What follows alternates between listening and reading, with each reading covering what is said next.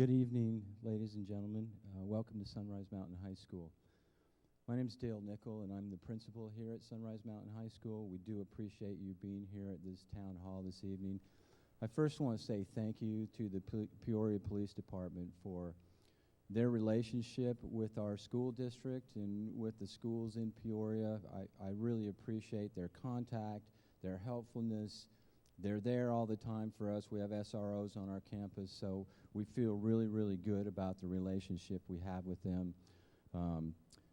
And they're putting their lives on the line on a daily basis for us, and in addition to the community service that they're doing.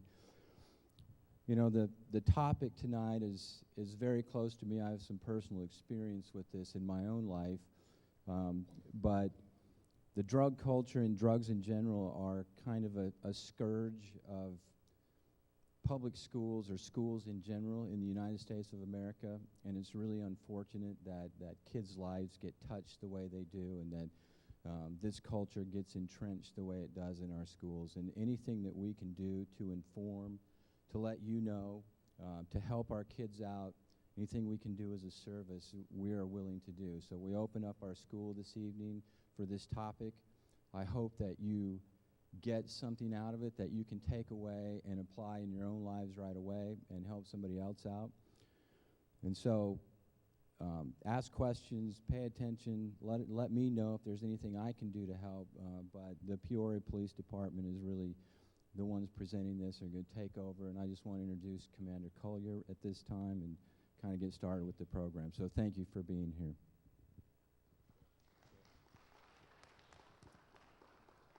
Well, good evening. Thank you for coming out tonight. My name is Clark Collier. I'm the commander of the North Precinct, which is everything north of Bell Road. So I do want to introduce a couple people. Sorry, the lights are kind of in my eyes, but a couple people that we have in the audience. First, Councilman John Edwards is here. And then my boss, Deputy Chief Bob Sanders, is here. I'm not going to take very long. I'm going to be real brief. The officers that you see here tonight, you probably wonder how we have any officers working on the street if they're all in here. All but about 2 of these guys and gals are on pretty much, they volunteered their time to come in here because they care about the community. This idea, this meeting tonight, was a result of some officers getting together that were tired of making arrests, drug arrests in the community, and wanted to know how they could get some information out to people on drugs, to parents, to the schools, things like that. So they brainstormed this idea and came up with it. I had nothing to do with it. It was the officers that are out there every day.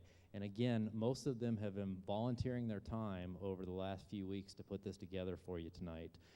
It is going to be videoed so that you can review it down the road, or it's available to other people down the road as well. But they've done a great job of putting this together, and trust me, I've learned some stuff when I've looked at this too, because I'm not out on the streets every day like they are, and I've learned plenty. You guys will get an education tonight. It's about 90 minutes long, but you won't be bored. Some of the stuff, like I said, if there's kids in here, there's nothing that's horrible as far as graphics-wise, but there is some stuff that's a little bit disturbing. So, like I said, if you feel like you need to get up and walk out for just a minute to miss something, feel free to do that. Restrooms are on the very back wall, back in the back, so if you need to take a break. Afterwards, there's refreshments, and also on your way in, you got a little 3x5 card with a little golf pencil.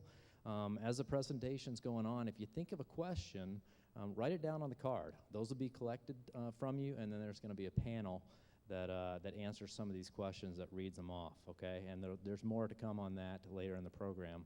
But again, on that note, I want to thank the officers that put this together, and all the resources that are here for you folks tonight. And I'm sure you all either know somebody that's on drugs or dealing with something personally, so hopefully you get a lot out of this tonight. So thank you.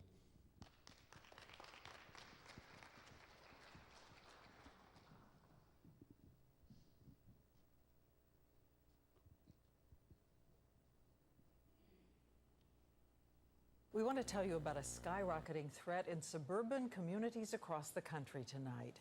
A steady supply of cheap and powerful heroin being marketed with fashionable names and sold directly to teens and children, even in middle schools.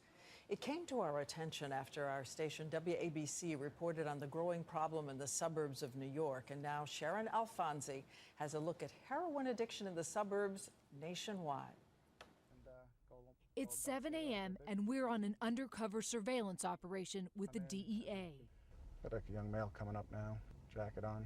At this bus stop, drug dealers are dropping off heroin that will be sold in the suburbs later in the day.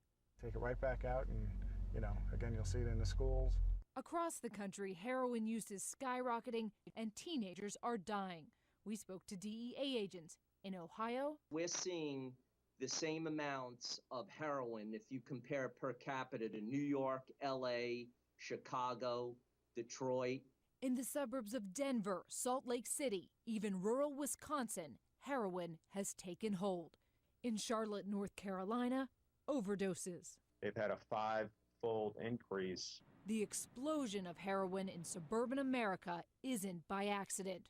Rather, it's the plan of drug lords from Mexico and Colombia who are aggressively marketing the drug to middle America.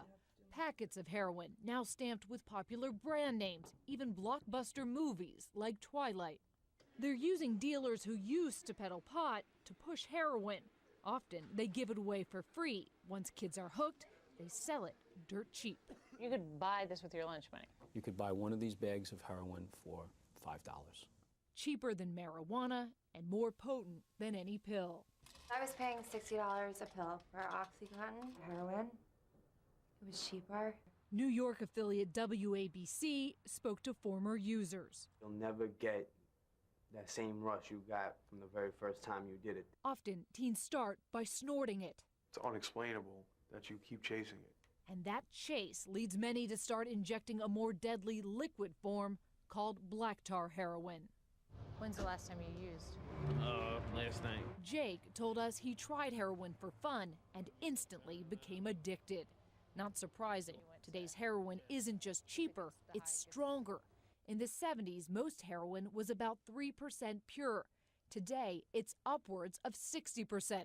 And the more potent it is, the more deadly.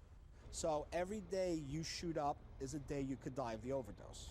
Back at that bus stop, we watch teens walk away with their fix for the day. I guess I'm surprised this is happening in broad daylight. It's come out from the shadows, that's the whole thing. People need to realize it's not confined to, like we said before, the alleyways and the dark, dingy rooms. It's here. And what's really scary is that if you get hooked on heroin, the odds are stacked against you. Only about 1 in 10 heroin addicts are able to stay clean. The rest end up relapsing. We saw the power of the addiction. We visited a suburban detox facility, Diane, and we actually saw them turning away kids. There were more addicts than there were beds. This is so hard to believe this is happening in America's suburbs, but you're going to introduce us tomorrow to some kids who say they didn't really grasp how addictive it is. They didn't think this was any different than marijuana. They thought it was just as addictive or not quite as addictive as marijuana, surprisingly. And we're also going to tell you what parents need to know and how you can spot the signs of addiction. And of course, on our website, we always have more, so go there, abcnews.com, and thank you, Sharon Alfonsi.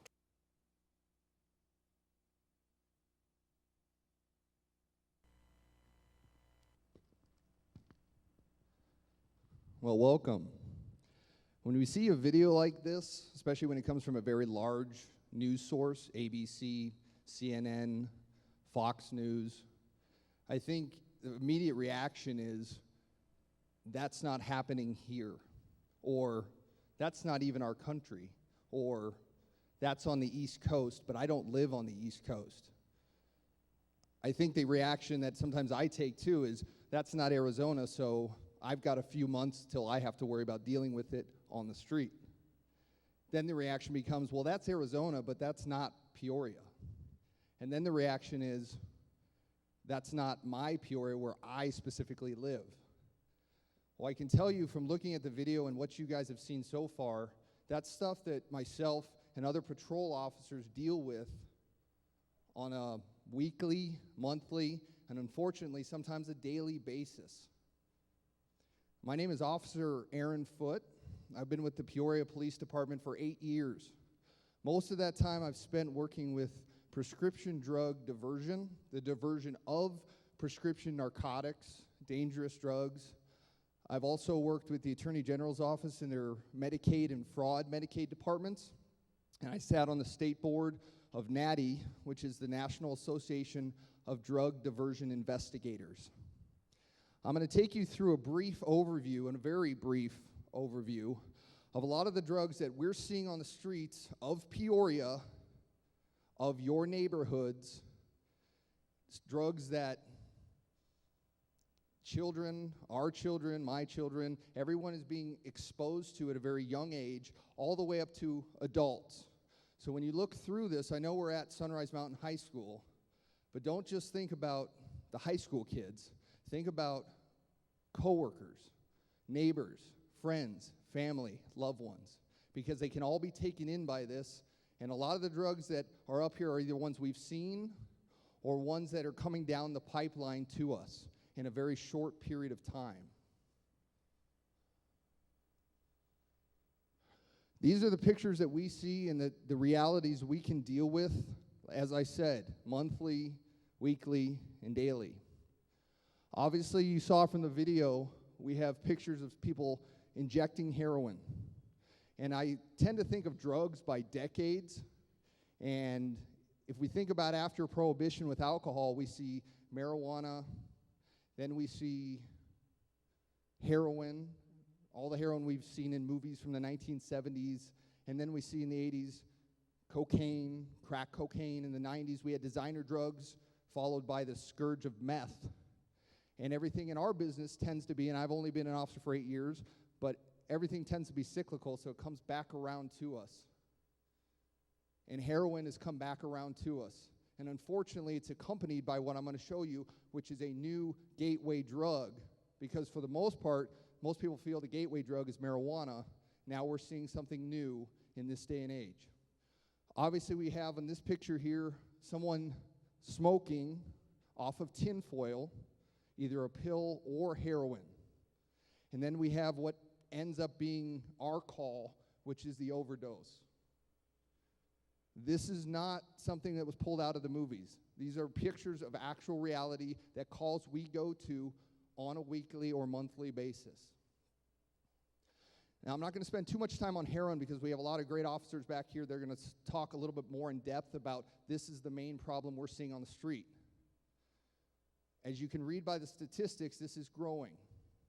We have our black tar heroin that I talked a little bit about on the video, and then we have our tinfoil, which is used to smoke heroin off of. The best way I can describe the sign of this is it looks like someone took a Sharpie marker to tinfoil and made straight lines in squares, triangles, whatever the case may be.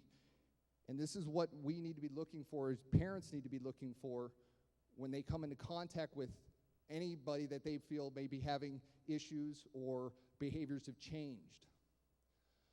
There's different names for heroin. We have smack, H, skag, junk. The biggest thing to take away, at least from what I'm going to talk to you about, is maybe not worry so much about the chemicals or what exactly they're taking, but having an idea of someone you love or someone that's close to you is having a problem, maybe dependent on something that's not good for them or addicted to that. Now, I talked earlier a little bit about the gateway drug for heroin.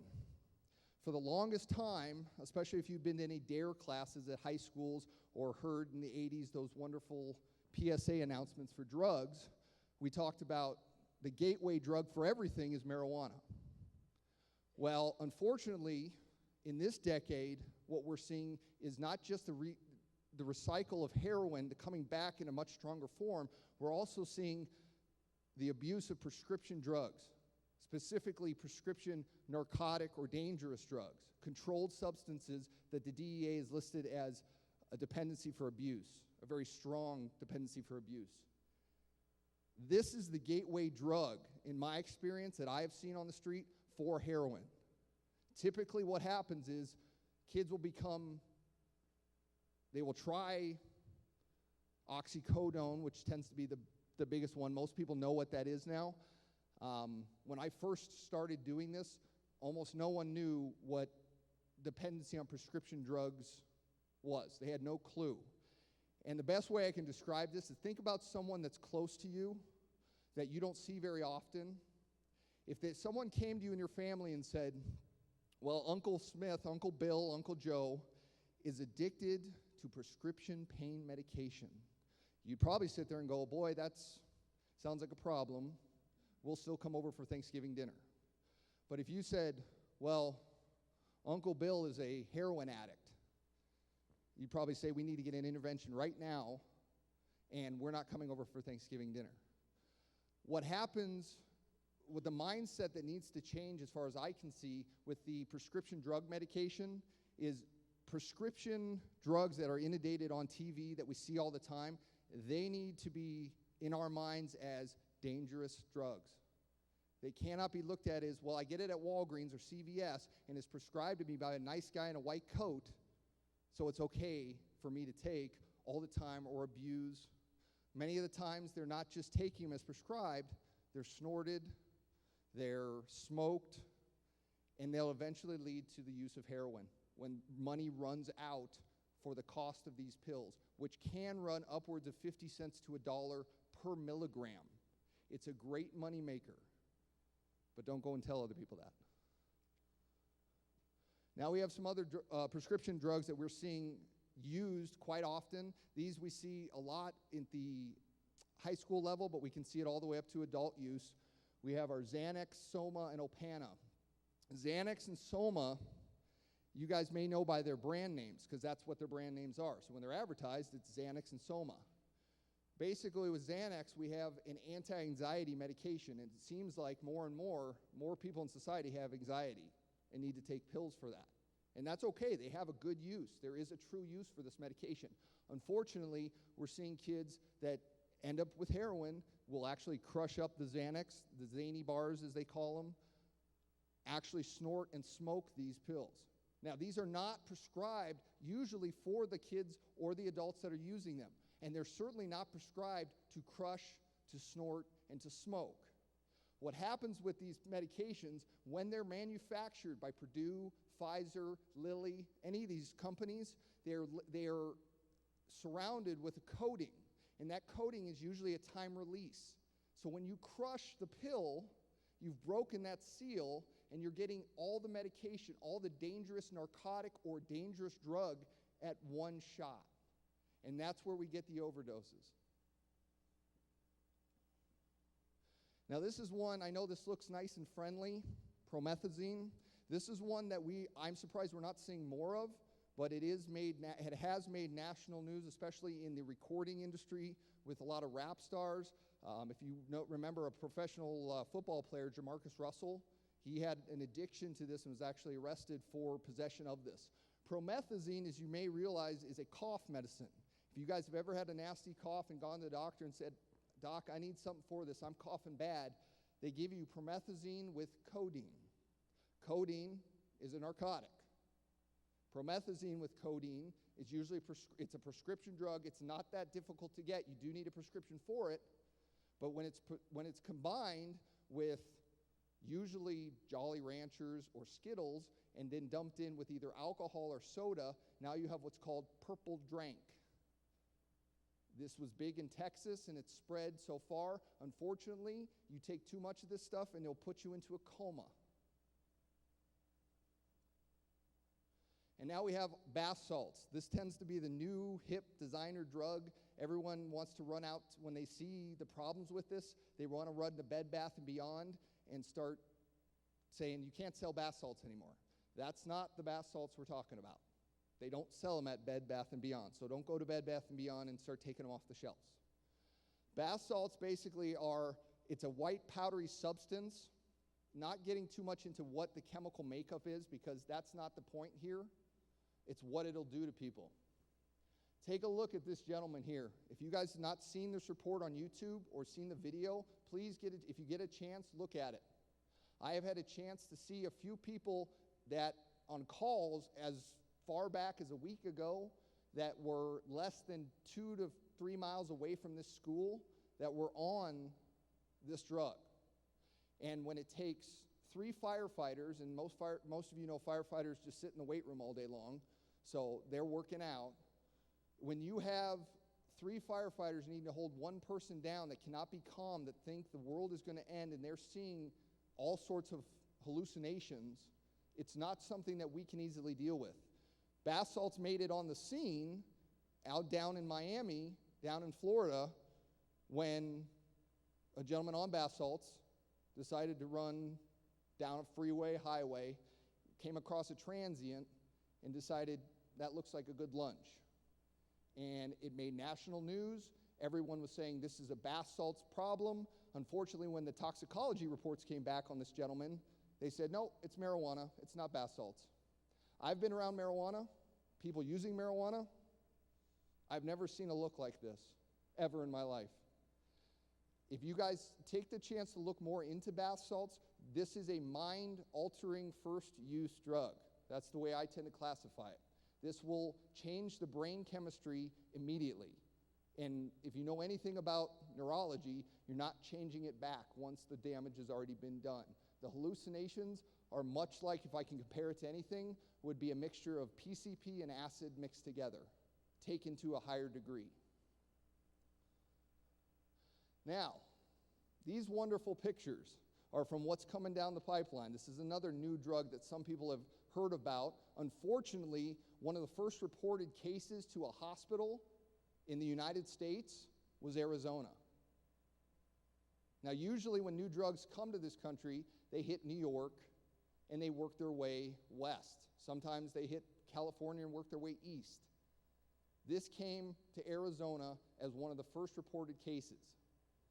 What we talk with crocodiles, it came out of, it's a Russian word for crocodile. And the reason they call it this is you can see what it will do to someone. It basically turns your skin to the scales of crocodile, like the outside of a crocodile, the skin and scales of a crocodile, and it will turn your organs to mush. It's been described as poor man's heroin. If heroin wasn't poor enough, now we're having something else in there. Unfortunately, this will kill you very quickly, but it is, as heroin is, extremely addicting.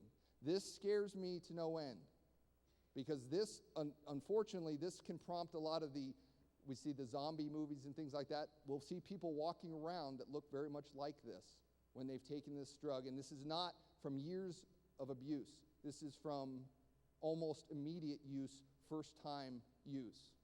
When I talk about fentanyl, that's probably the prescription drug that scares me the most, because if you can imagine, if any of you have ever been to a hospital before, and I try to relate this to people who have ever had surgery, and they gave you this wonderful thing that's called a morphine drip, and you sat there and you went, oh, that feels great, I got my morphine, I'm good to go. Imagine 20 to 50 times that, that's what you're getting with fentanyl. And that is usually given to last-stage cancer patients. Unfortunately, they give it out in these wonderful things called Actique, which is a lollipop form. So kids, unfortunately, will be drawn to this, just like as they were with ecstasy. The other form that comes in is a duragesic patch, which basically means it's a patch that's attached to your arm, and you get medicine through that patch. We've actually heard of cases where kids put those in the freezer. They'll cut them up, put them in their mouths, and suck on them like chiclets. And they get the medication throughout the day. So what do we do when we have these drugs? What does it mean to people that are in possession of them, whether it's for sale or just strictly possession? Well, we have felony charges. That's the least of your worries. Because along with that, you're going to be obtaining these drugs, usually through forgery and fraud when it comes to prescription drug abuse. Many of these drugs are obtained by forging scripts. It's not that difficult to do, unfortunately. And many pharmacies, you're fighting an uphill battle because it's a money game. And if any of you know anyone or have worked in the pharmaceutical industry, it's a billion-dollar-a-year, multi-billion-dollar-a-year industry. Felony charges for these are not the simple marijuana charges that will eventually turn into misdemeanors or could turn into misdemeanors. They rank right up there with auto theft, manslaughter, aggravated assault in some cases. And obviously we can affect your employment, so it affects your livelihood. So it's not hard to see people who have had a dependency on these drugs or an addiction. They go downhill, they take the family with them, they take any other means that they had, the great life they had with them, down the drain. So this is kind of what we put together for the evolution of the pills and heroin. Prescription pill use increases. Obviously, that's the gateway. That's what I see as the gateway with oxycodone. Pills become more expensive and harder to get or harder to use. As we said, it's $1, 50 cents to $1 a milligram a pill when heroin comes so much cheaper. Rate of heroin use increases because obviously people run out of money. They've run out of things to pawn. They've run out of things to steal, so they're switching right to heroin. And then unfortunately, to get out of that, as the video showed, it's very difficult to get off of this. I want to thank you for your time, and I want to introduce to you someone that truly can provide you not only a great story, but can provide you some hope. Because I know after seeing that, probably most of you are going, there is no hope. And I'm hoping that by coming to this, you guys will have a little, like I said, not worrying so much about what's in the medication or what's in the drug or what exactly is going on. Just have an inkling of there is a problem, and we need to address it together. So I'm going to bring up Matt Smith from Community Bridges.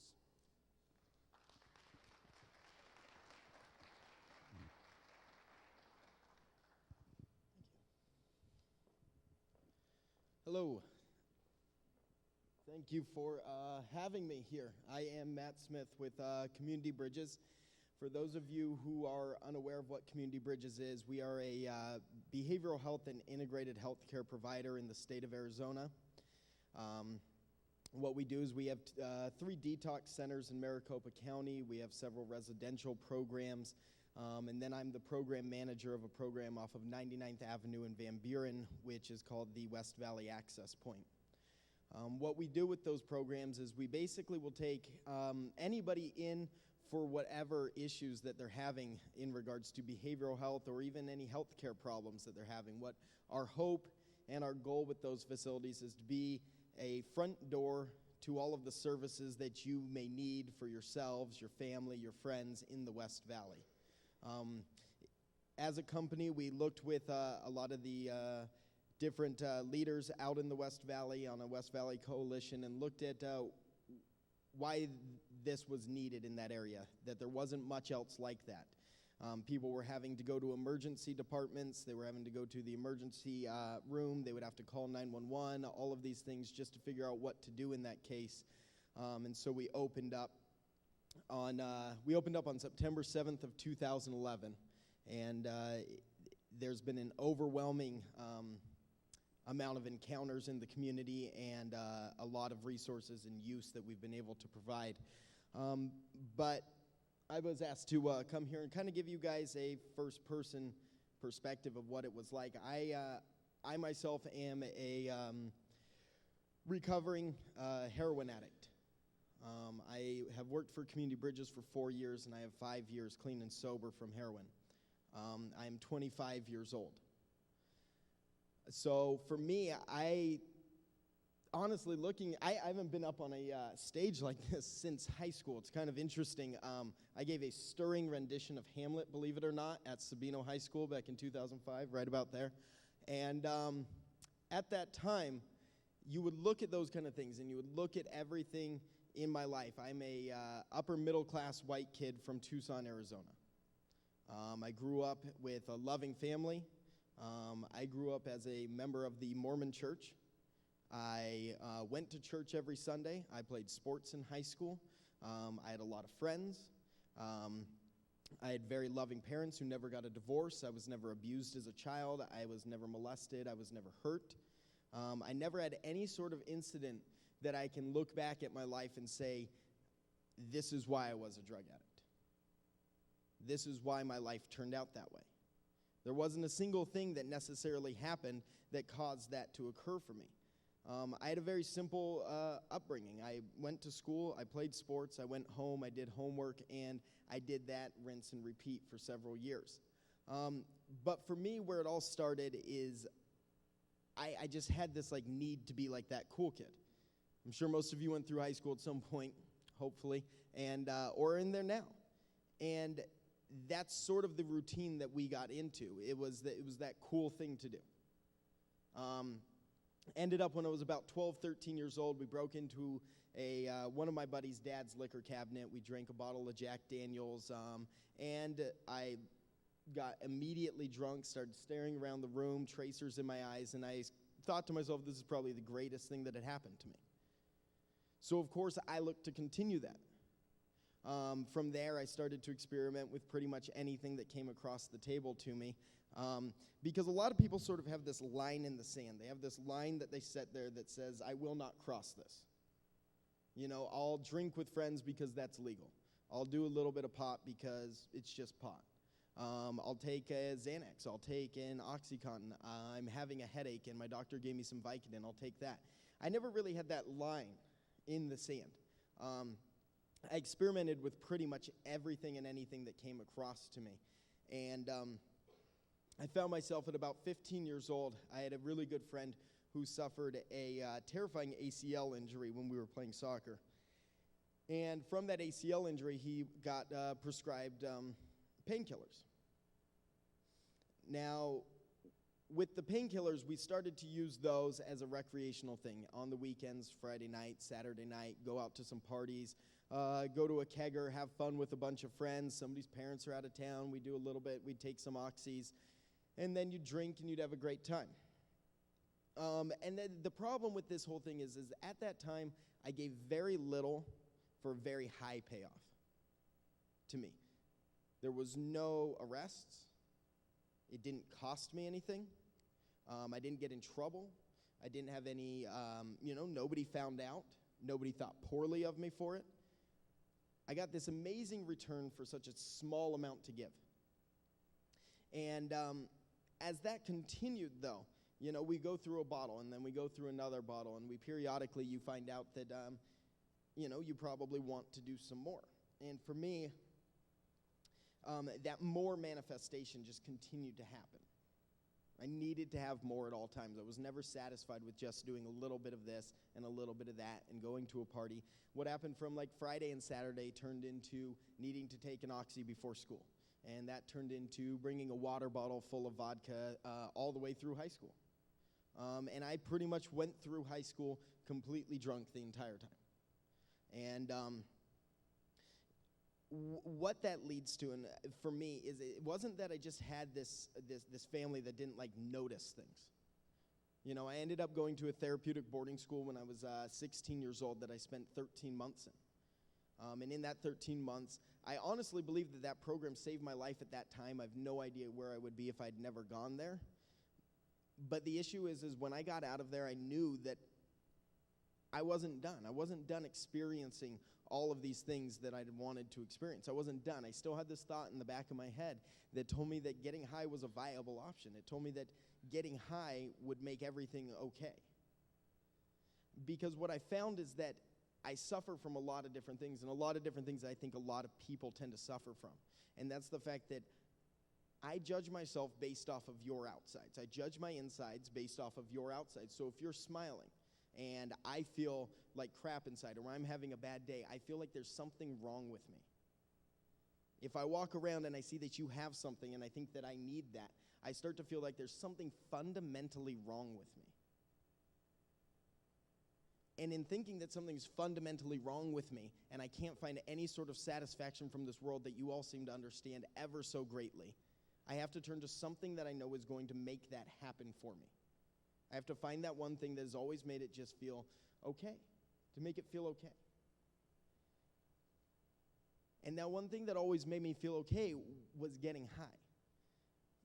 Me getting high felt like I could breathe. Like I could go about and face what was going on. But the sad realization of that is what began as doing some oxys and going to some parties and taking and drinking and going out and having a blast in high school turned into, I ended up getting heroin. And we went and we got heroin because it was cheaper. And I had a friend who told me this is about $20, we'll all pitch in. And we got amazingly high, way higher than we'd ever gotten using pills. And I was immediately hooked on that. And the next day I needed to do some heroin. And then the next day I needed to do some heroin. And at the time I was doing it off of tinfoil. I was smoking it. And I woke up one morning and I called my buddy up and he was like, I don't have any money and the guy's not answering. And I was like, okay, whatever. 3-4 hours go by throughout the day. And I start to feel this churning in my stomach. And like I start to, like my nose starts running and like my back starts aching and it feels like it's really difficult to stand up. And I call him up and I'm like, dude, I don't know what's going on. I think I have the flu, because we were going to hang out later and see if we could pick up. And he was like, no, man, you just trust me. If we just go pick up some heroin, that's not going to continue. And I went down there and we picked up some more heroin and I smoked a little bit and I took that first hit and I felt okay. And in that moment, I realized at that time that if I was ever going to wrest any sort of satisfaction from this life, that I was ever going to have any sort of ability to make it through this big, scary world that I saw around me, I was going to have to do this every single day for the rest of my life. And for the next 3 years, that was exactly what I ended up doing. That quickly progresses because smoking heroin is not nearly as affordable as shooting heroin and not nearly as potent. And the first time that I shot heroin, I experienced something that I probably will never experience to this date, and I probably don't think many human beings should be allowed to experience to this date. I ended up chasing that high as far as I possibly could take it, to the absolute gates of insanity or death. It did not matter to me. When I started getting high and shooting heroin, I started shooting heroin with about 4 friends of mine from high school. By the time I was 23, I'd buried all 4 of them. That is the sad realization that I had to find with heroin addiction, but the fact of the matter is it did not matter to me. When I was 19 years old, my best friend since I was 10 years old died of a heroin overdose. And I remember how earth-shattering that experience was for me, and how I came home that day from my apartment and I went to my parents' house and I collapsed into my father's arms and I just bawled uncontrollably. And within 3 hours of that experience, I ended up going and picking up heroin because it's the only thing I know how to do. Is the only thing that I know how to make me feel okay to get by in this situation, to make all of this go away. Because at this point, every single feeling that I don't want to have, I can get rid of. And if I'm causing harm, everything that I've lost, I couldn't hold a job. I didn't have real relationships with family members. I didn't have friends. Everybody who I'd hung out with in high school didn't want me to come to their party. This wasn't like going to keggers. There was nothing like that. Nobody wanted me around. And the things that I had to get high on a daily basis when you don't have drugs and a job is not something that was making me feel all warm and fuzzy as I woke up in the morning. And so the only way that I know how to go about my day and wrest satisfaction from the things that I've done is to do another shot and get that immediate experience of just feeling like I can breathe. Throughout this time, there was always that realization. I always had that knowledge in the back of my head that this is not working. This is not working for me. I knew that heroin was the cause of all of my problems. I knew that heroin kept me from having a job. I knew that heroin was the reason I couldn't see my family. I knew that heroin was the reason that I spent Thanksgiving of 2006 shooting dope with a bunch of dope fiends instead of being at home.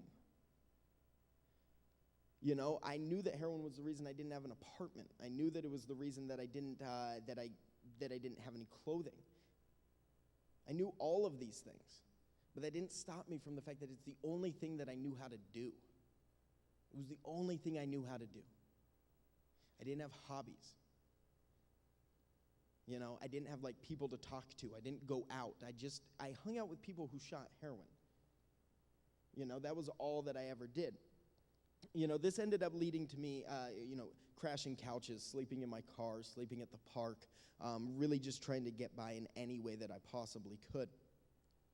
And, I had my run-ins with the law. I had issues in which I would get arrested. I got arrested for possession charges back in 2008. And none of this seemed to matter to me. I was sharing about this a little bit earlier with somebody. The day that I went to jail for being arrested for possession of heroin, I got picked up in the morning by my father. And he showed up, and he was a mess.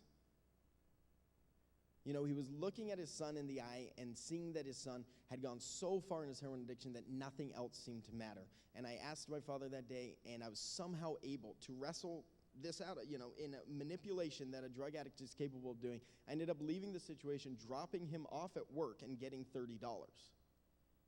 Because I will do anything necessary to make that happen for me. You know, I can tell so many different instances of how this all continually went down on a specific basis. And there wasn't like this lack of a desire for trying to get off of it. After I got arrested that time, let me back up a little bit before that all occurred. Around that time of Thanksgiving back in it was about Thanksgiving of 2007. And I didn't have anywhere to go again. And I didn't have a roof. And all I had was a car, $20, and not very many actual friends in this world. And I remember I came back to my parents' house that night, you know, and I went into my room, and I started to cook up a shot of heroin to do a shot in my bedroom. And I'm sitting there in my room, and then I just hear this, like, knocking at the door, and I'm like, hold on. You know, and then I hear them knocking at the door again, and then my dad says, what are you doing in there? And I'm like, I'm naked, you can't come in, you know, and I'm just trying to come up with any reason why nobody can come into this place right now. And he starts to pick the lock to the door, and I went and I threw myself against that door to keep him from going in. This whole time, I'm like sitting there with this tourniquet attached to my arm and trying to do a shot of heroin. And he's trying to push on this door, and I'm trying to push back against it. Inevitably, the 135-pound junkie does not win that tug-of-war contest. And he grabbed me at that moment, and he threw the heroin to the side, and he threw me across the room onto my bed, and then he jumped on top of me and just started smashing the walls and the pillows and everything around my face because he was so scared and so angry. And I've never seen that look in my father's eyes before. And I looked at my mother, and she was bawling her eyes out, and she was just like crying uncontrollably. She was just sitting there and crying. And this is the same woman who had nursed me back to health through every single injury that I'd had as a kid, and when I had the flu, that held my hand and told me that it was going to be okay and took me to the hospital as a child. And these are the same people who watched me play sports growing up and took me to friends' houses and picked me up and gave me all of the love in the world that I could ever need. And I saw both of them just bawling uncontrollably at the state of the life that I had brought to myself. And all they wanted from me that night was to go to detox. All they wanted from me that night was to go to detox. And if I had any semblance of control over my life at that time, I would have been able to see that these people wanted what's best for me. You know, if I had any ability to connect to another human being outside of my drug addiction, I would have been able to see that these people wanted me to get well. They wanted me to get over this.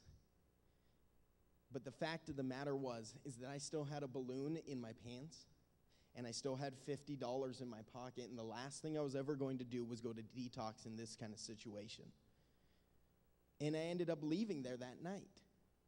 After all of this emotional experience and this long talk and all of the tears and all of the crying, the one thing that I couldn't do was say, I give up.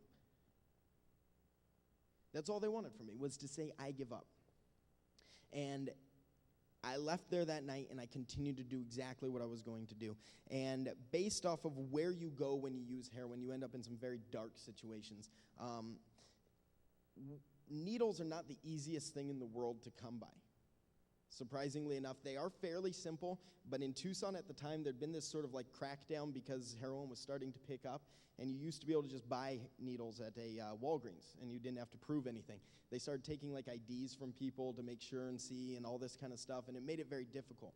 So I ended up reusing needles a lot and using them over and over and over again.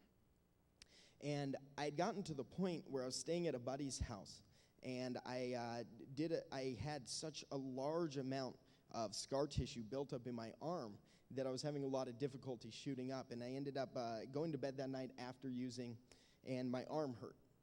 And I just felt this like pain in my arm. Like if you've ever gone to the gym for the first time in a long time and did a ton of bicep curls, that's how your arm feels, just dead, just completely dead. And I woke up in the morning and it still hurt, and I was like, I probably slept on it wrong. And I went and I shot some more up, and then I went on my way and I left my buddy's house because, we had a slight misunderstanding about a pile of DVDs I may have stolen from him. And I ended up walking out of his house because, this was a kid this was like my last chance too. This was my last chance, and I stole like 7 DVDs for a grand price at the pawn shop of $14. And I left that, and I went and I did another shot of dope, and I could just feel it in my arm, and my arm just continually started to feel worse and worse. And I went to bed about 7 days later, and I woke up, and I could not extend my arm whatsoever. And I looked at my arm, and I had this gigantic pussy buildup right on top of my veins, and then I had a second one building up right next to that. And then around it, it was just all like bruised. My entire arm was bruised. And so, I didn't go to the hospital that day. I just went and I picked up and I started shooting dope again. And I continued to do this. And at one point, I ended up to the point where I could not move my arm out of this sort of motion right here. And it had turned to look exactly like a bruise. And you could see like little varicose sections of my vein cutting off. And I did a shot of dope in the mall parking lot, and it was a rainy day. And I remember coming to, and I was in the hospital. And I came to in the hospital, and I was running like a vicious fever. And the doctors told me that I had 3 abscesses right next to each other, and that I had somewhere around like 6 or 7 blood clots in my arm and cardioendocarditis, which is a plaque buildup on your heart valve from using heroin. And they told me, they scheduled like follow-up appointments because they wanted to look at all of this, and they gave me some antibiotics, and they gave me some morphine, and they gave me some Vicodin, and they sent me on my way. And I did not stop. I got home that night. My parents took me in for the first time in a long time, and my sister looked at me, and my mother looked at me, and they told me, Matthew, if you keep doing this, you're going to die. I told them, yeah, I know. I'm not going to do it. I go out that night, and I go and I get loaded again. And I do that repeatedly until we go in 7 days later, and my arm has gotten immeasurably worse. And they put me in, and they do a surgery, an immediate surgery. I now have like this golf ball-sized hole in my arm with a large mark on it. And I went into surgery that day, and the doctor told me that there may be a chance that I will not be coming out of surgery with my arm. And when I woke up and I got out of surgery, they were pumping me full of so many painkillers, and I was talking to my family, and I told them, I'm never going to drink or use again. I'm never going to drink or use again. And I meant it. I absolutely meant it with every fiber of my being. I never wanted to drink or use again. I didn't want to do heroin. And when I got out of the hospital after several weeks of being in there, I was out for maybe 2 hours before I was using again. Because what I have is this thing that it's not just a physical thing. It's not just that flu-like symptom that I was telling you about. It's not just that feeling like you have to use that wells up inside of you. What it is I have this mental obsession that no matter how many thoughts that are contradictory to this mental obsession, no matter how many times I tell myself, last time you did this, you went to jail. Last time you did this, you were in the hospital. Last time you did this, you got in a fight with your father. Last time you did this, you lost your friends. Last time you did this, you ended up homeless. Last time you did this, you ended up spending everything you ever had on this drug. I have this one thought that's so paramount in my mind that says, you have to get high. Because that's the only way I can wrestle satisfaction from my existence. And that led me to several rehabs. I went to rehab about 2 months after that, and I got kicked out after 11 days for using. And about 5 months after that, I moved to Salt Lake City to go to rehab, and I got kicked out 12 days later because I just didn't want to be there. And in Salt Lake City, I ended up, I left that treatment center in Salt Lake City, and it was kind of a smaller treatment center, and so it didn't have a lot of money. It wasn't an expensive one. And so they offered to buy back like my laundry detergent and a pair of shoes from me, and I gave them to them, and they gave me $17. And I left that facility that day with only one thing in mind, and that was that I had to get high. And I walked all the way through downtown Salt Lake, which is a foreign city that I'd never, tried to pick up drugs in before. And I found a way to find drugs. And I was just walking down the road asking random homeless people if they knew where to score heroin. I was just asking anybody, do you know where to score heroin? It was actually, some of the instances were very strange because I asked some people who really didn't want to continue a conversation with me at that point. But I ended up not even finding heroin, and because I have to get high somehow, and I ended up just smoking some crack in some bushes across the street from the rehab I'd just been kicked out of. Because once I'd scored something, I didn't have another plan. You know, I didn't have any sort of like grand plan for what I was going to do next. I didn't think about that. All I knew is that I had to get high right now. And I ended up going back to this rehab. And they let me use the phone there, but they said I couldn't come back in. And I called home, and I called my mom, and I said, Mom, I need to come home. And she started crying on the phone, and she said, Matthew, I love you, but I cannot have you in my home. And then she hung up. And I was 900 miles from home, and had no idea what I was going to do. I ended up speaking to a guy outside of that rehab because I had no clue what I was going to do, and I was absolutely so afraid. And he took me to a meeting that night, and it was my first ever meeting of Alcoholics Anonymous. And I went to this meeting on Tuesday night in Salt Lake City called Downtown Salt Lake Young People's Meeting. And I saw people there who were smiling. I saw people there who were happy. And then we went into this meeting. And they told me that they had felt like I had. They told me that they had gotten high like I had. They told me that they had used like I had. They told me that they had felt the same way that I had. That same way of, if I don't get high, I want to curl up in a ball and I want to die. And they told me that they had felt that way. And I was very skeptical of it because they told me that, you know, I needed to read this book and work these steps and all of these things. And I was like, that's a drastic understatement to the severity of my problem. Like, I just walked out of a treatment center and asked random people if they knew where to score heroin and then smoke crack in bushes across the street from the rehab that I was in. I don't think that a book is going to solve my problem today. And I entered that program completely skeptical. You know, but I was able to hold on for a little bit, and I was able to talk to people, and I was able to go to these meetings. But the problem was I didn't really do anything about it. I just sort of tried to, like, get sober through osmosis. And eventually what happens to me is I become prey to a million forms of fear, delusion, and pity, and self-regret, and depression, and all of those things that will happen if I don't have something else that's going to make me feel, because I have to have that. I have to have that somehow. And I ended up moving back down to Tucson from there. When I moved back down to Tucson, I got down there and I had told my parents that I was going to stay clean, and I had like 6 months sober at the time. And they picked me up from the airport. We had a meal at my parents' house, and then I told them I was leaving to go to a meeting. And I left their house and I went to this meeting.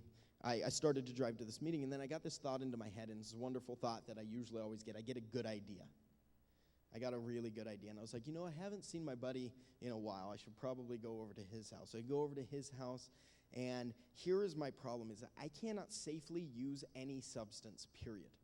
I do not have a heroin problem. I have a substance problem, and I have a me problem. And once I start anything, I'm going to keep using it and using another and using that until I end up probably back at heroin. And that night, I ended up smoking some weed. And then from smoking some weed, I ended up taking like 7 shots. And from taking those 7 shots, I ended up smoking some crack, and then I ended up going and picking up some heroin, and then I went to the CVS and I picked up needles, and then I got a cheap motel and I stayed there. And for the next 2 weeks, I just shot heroin and smoked crack for 2 straight weeks. And the whole time I was just waiting to feel, and it just never came. I could not feel that same thing anymore because everything that had ever happened to me was just so paramount in my mind, and I could not escape it. I didn't get that sudden rush of ease and comfort that comes from the first drink. I didn't get it. It wasn't there anymore. But does that mean that I stopped after those 2 weeks? Absolutely not. I chased that for the next 6 months of my life.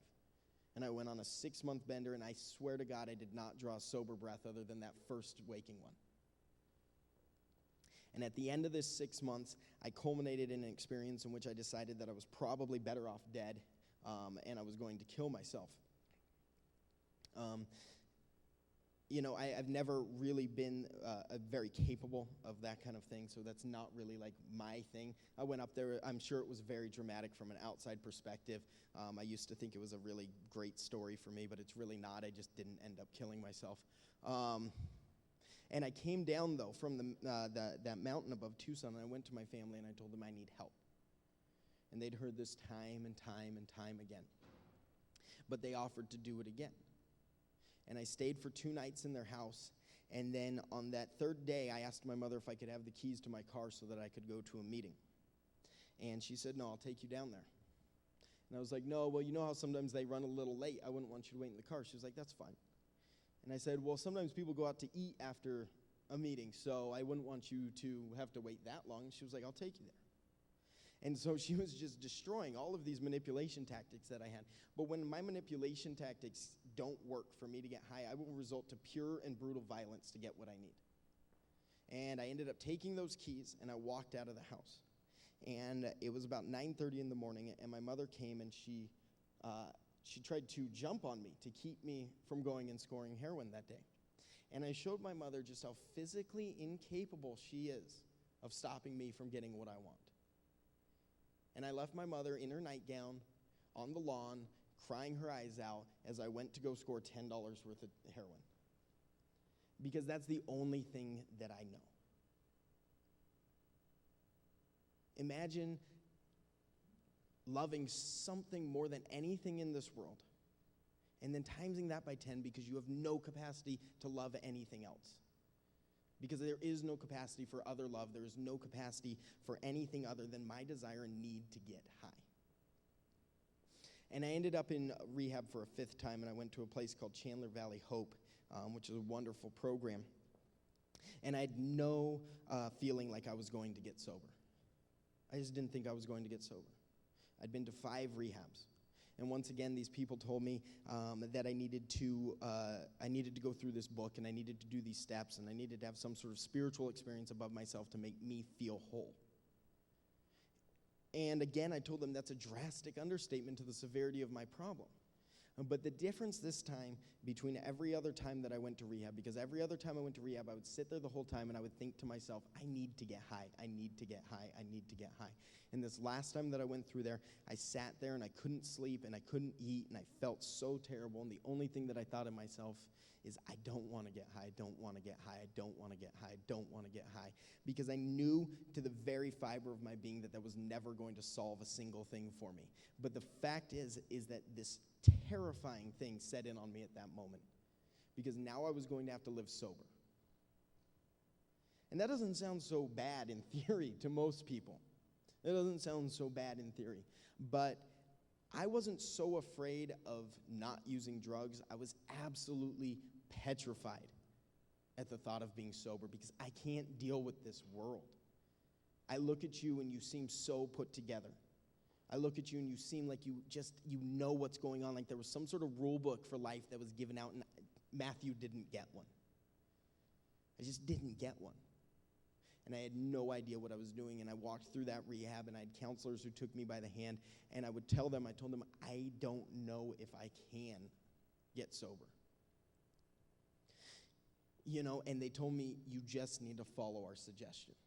And speakers would come into that rehab, and they would share stories similar to mine, and they would talk about how they had lost everything, and every single penny that they'd ever earned they gave to heroin, and every single dollar, every single item of clothing, every single relationship, friendship, their wives, their homes, their cars, their children. They gave up everything to continue getting loaded, and I was like, I know what that's like.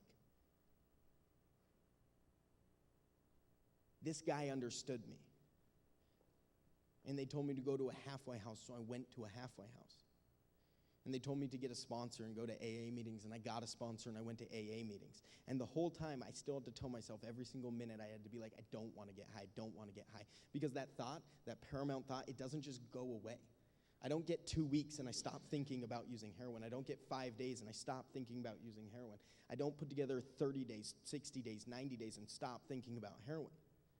It just doesn't happen like that.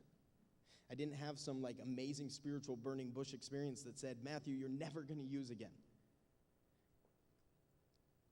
But I followed the suggestion of people who told me that if I did what they did, they had this result.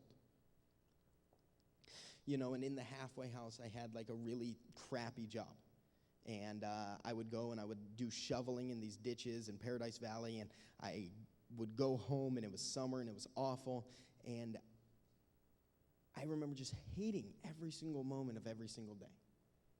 Just absolutely hating it. People would ask me, what's wrong? And I'd say, what's right? That's a shorter list. Why don't we cut to that? There's nothing right in this world. There's nothing right. And, you know, what I did realize, though, is as I went home, I realized to myself that after doing those kinds of things and having that desire to stop doing this and to somehow have a life, I woke up one day and I realized that I hadn't thought about using that day. You know, and from that day, that led to 2 days of not thinking about it, and that led to 2 weeks of not thinking about it. And periodically, after a period of time, that led to a year of not doing. I remember that first year, I didn't even speak to my mother. And around the time that I got a year sober, you know, or around that period, I was able to have a conversation with her, and I was able to make amends for the things that I've done, because that's one of the things that I get to do now. I get to go back and set right all of these wrongs that I've done. And that's sort of what led me to what I'm doing today. What I'm doing in my life is being able to share my story with somebody to somehow, if it touches one person, I don't know, maybe something is going to come out of it. And that's what led me to working where I work and working for Community Bridges and being involved in things like this, because there is a solution out there. And no matter how hopeless it ever seems, there is a solution out there. You know, I had a counselor once who gave me this quote that I usually tend to share with people, and it was by a French author named Albert Camus. And he said that in the depths of winter, I found in me an infinite summer. And what that means to me is that no matter how far down I went, and no matter how deep and terrifying it all went, if I just do the things that are required of me, which is those meetings and meeting with people who have gone through it and sharing with them, that I can find that summer in myself, that I can find that ability within myself, that I can find it and I can be able to have a productive life. Today I can say that I have 5 years without, almost 5 years without using any sort of substance. Not a single substance. And I wake up every morning and I don't think about it. Now that's the miracle. I wake up every morning and I don't even think about it. I wake up every morning, I'm slightly panicked about work, and I check my BlackBerry and I start freaking out about this, that, the other. It's sort of more like a normal human being. And I don't have to go through that stuff anymore. You know, I'd like to thank you all for having me out to share a little bit about my story, what it was like, and give that sort of perspective.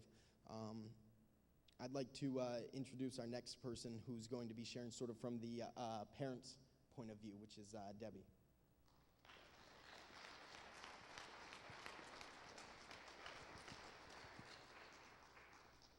Wow, you're going to be a tough act to follow, aren't you? Oh my gosh. Oh, well, that was pretty amazing for me. I am the mother of a heroin addict. I'm 51 years old. I was born here in Phoenix, Arizona. I grew up at Tatum and Shea before it was what it is now. I had a good school. My parents worked hard. We weren't rich by any means, but we wanted for nothing. I had a good life. We have a family business that's amazing, and my parents gave me the choice to work there or not, which I've made that choice a bunch of times in my life till I finally decided to settle down. Thank goodness. You know, a lot of things have happened to me in my life, weird, you know, good and bad, and that goes for all of us. Everybody's got great things that happen, and everybody's got tragedies. But you know what? I don't know how to get it across to our children that drugs won't fix it. My third husband, yeah, scary, died of prostate cancer about 9 years ago. I had in my house from hospice, I guess a drug dealer's paradise. I have 2 daughters. Neither one of them went anywhere near it. I had liquid methadone, or I don't even know that I had Oxycontin. I had everything there for him. Girls never touched it. And I thought, okay, I'm gonna be okay. So my life changed. My oldest daughter's now living with me, my youngest, Sam and I. We decided to move downtown to Phoenix. It's a cool place. I'm a lot closer to work. I don't want to drive, yada, yada, yada. Just me and her. We buy this little house. It's got a little guest house. I mean, it's just amazing, perfect. And I have this great job. I'm not wealthy by any means, but not hurting at all. We're good. She's, her teachers suggested from Paradise Valley High School, which is where she was going, that I put her in St. Mary's. I think, oh, thank goodness. I'm not a very religious person, but I figured if I'm gonna do this by myself, the nuns can only help, so yay.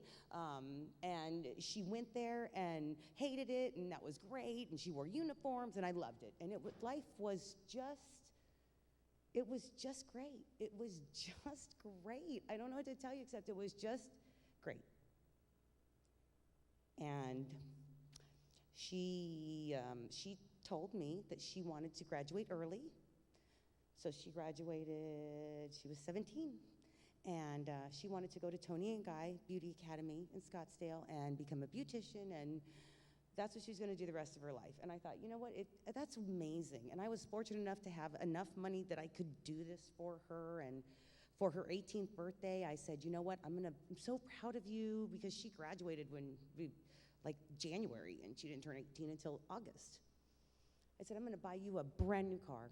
We're gonna go, and you know, she had a little bit of money from somewhere else, and we went and bought her this brand new car, and I was so proud of her, and she's doing so good, and life is great, okay? Now she's 18, okay? I'm still mom, she's still living with me, we're still best buddies, but I don't have the, you know, I can't control everything anymore.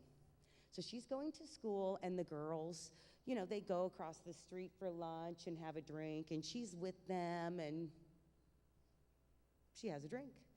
And, you know, I'm sure this started out slow, little things happen, maybe, you know, like Matthew said, you know, maybe they had pills and they tried stuff. I don't know, you know, I wasn't brought up with anything like that. I just can't even explain to you how naive. When I look back now and I think, God, I was so dumb. I was just didn't see anything. And so little things happened. She wrecked her car, her brand new car. I was like, oh, Mom, you know, and I just didn't realize it wasn't anything dramatic. And one night I came home from work, and she wasn't right. Something was wrong. And I was like, Sam, what's wrong with you? She was just like, she couldn't talk. I mean, I didn't know if she was having a stroke, if she was having a heart attack. I mean, I really thought, oh my God, there's something wrong with my daughter. And she's about the same size as I am. She's actually like my mini-me. She's like my little clone. And so I wrestled her from the guest house through my little house into my car and to Good Sam. And a very nice lady helped me get her out of the car. And to this day, I carry that lady's name and phone number with me. I've never called her, but I think about her a lot.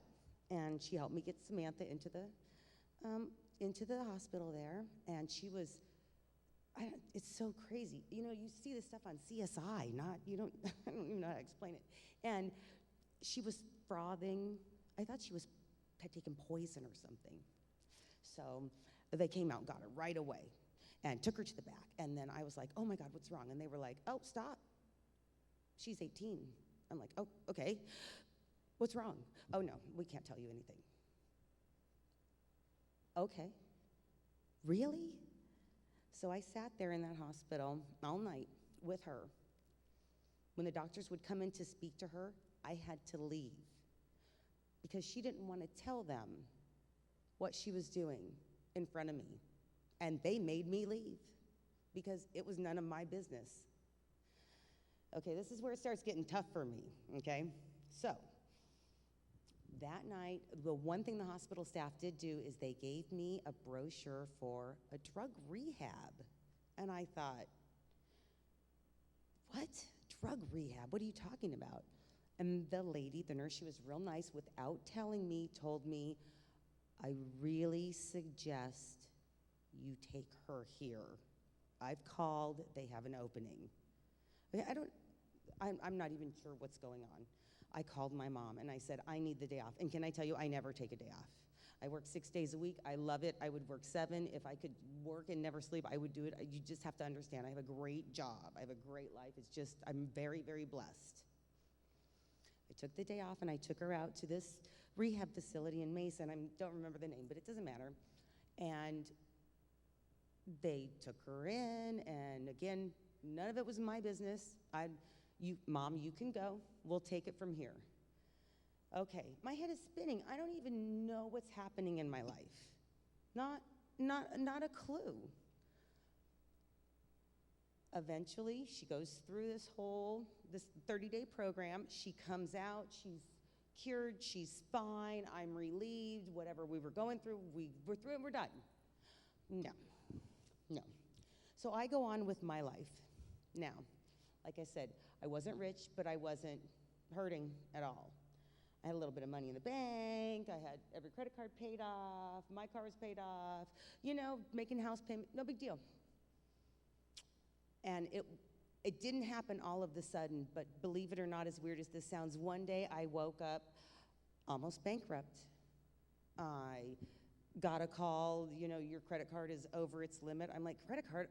God, I forgot I even had that credit card. Because they used to send them to you all the time before all this stuff happened with the finances and people's money, and everybody was sending you credit cards. Everybody wants to give you money. So I had like 5 credit cards. I never even used them. I used my debit.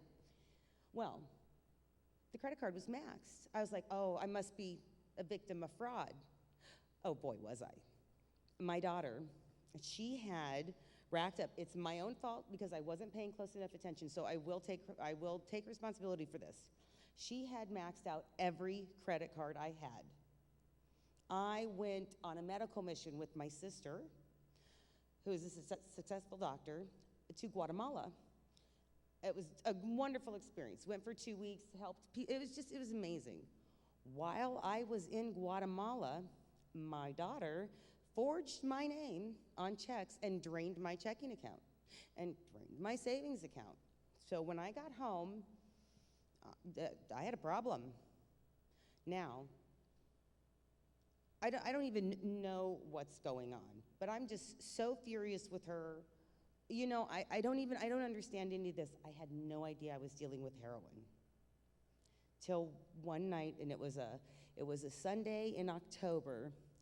I only remember that because I happened to get home, it was still daylight when I got home, and I walked in the house, and she was laying in her bed, and I saw that little piece of tinfoil. Now, can I tell you, I didn't know. I didn't know it was heroin that you smoked. I didn't know what it was. I mean, I knew it was something wrong, and she was trashed. I called the police. I had the police come to my house and arrest her.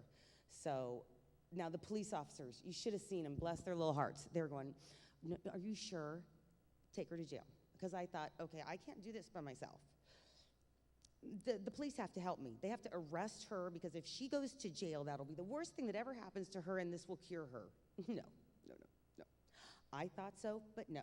She did spend the next week in jail, so I, as weird as this sound, was incredibly relieved to know she was okay. And that my checking account was okay, and that my house wasn't gonna get burned down. And now, as I realize I have a problem, I realize I have a huge problem. I mean, this is a huge problem. I go to get something out of my jewelry box, and my class ring is gone. Stupid, who would want that? The pawn shop, how did I know? I mean, I'm not a big jewelry person. I don't have a lot of diamonds and anything like that. I never have. My grandmother's ring, this one, thank goodness I had it on, it'd be gone. She proceeded to wipe out every bit of my jewelry that I had. Like I said, CDs, DVDs, movies would go missing, but I was just like, oh, I don't know, Finally, when I realized I had a problem, I said to my mom, I said, my jewelry is gone, Mom. All of my jewelry. I mean, I don't know what I'm gonna do with Sam. And she went, and she walked and we were their apartment, their where they live over our store, and she walked down to her apartment, which is it's separate, but it's beautiful. Anyway, she walked down there, and no one ever goes in there but them, but Sam, and my mom had some real nice antique, real diamonds. I mean, beautiful stuff. It's all gone. Okay, now I'm not only mad, now I'm really upset, because now she's hurting my mother too, and my father, and she's crossing the line. I tell her, I don't know what you're doing, I don't know what's going on in your life, but you can't be in mine. You can't. I don't know. So Christmas, she comes and she tells me she's pregnant. I'm telling you what, I almost died. I started crying, I begged her, and I am not a person that is big on abortion, but I'm gonna tell you the truth. I begged her to please not bring a drug-addicted baby into this world. I said, please, oh my God, please, please, please. I mean, now I'm getting more educated. I'm realizing the horror that's behind me, in front of me, going on all around me, and she wants to bring a baby. Well, then she comes to me and she says, Mom, I found a place. I'm going to be better. It's called Center for Hope, which is a Community Bridges property, actually. And she said, they're going to help me. I can go there, I can have the baby. I was horrified. I met with a lady named Joy, who, by the way, was like the most wonderful lady ever. And she said to me, she said, Debbie, this is going to take some time. This is just not going to happen overnight. But we are going to help her, and we're going to help you. We're here. We have all these resources, all this. Great. Sam moved in there.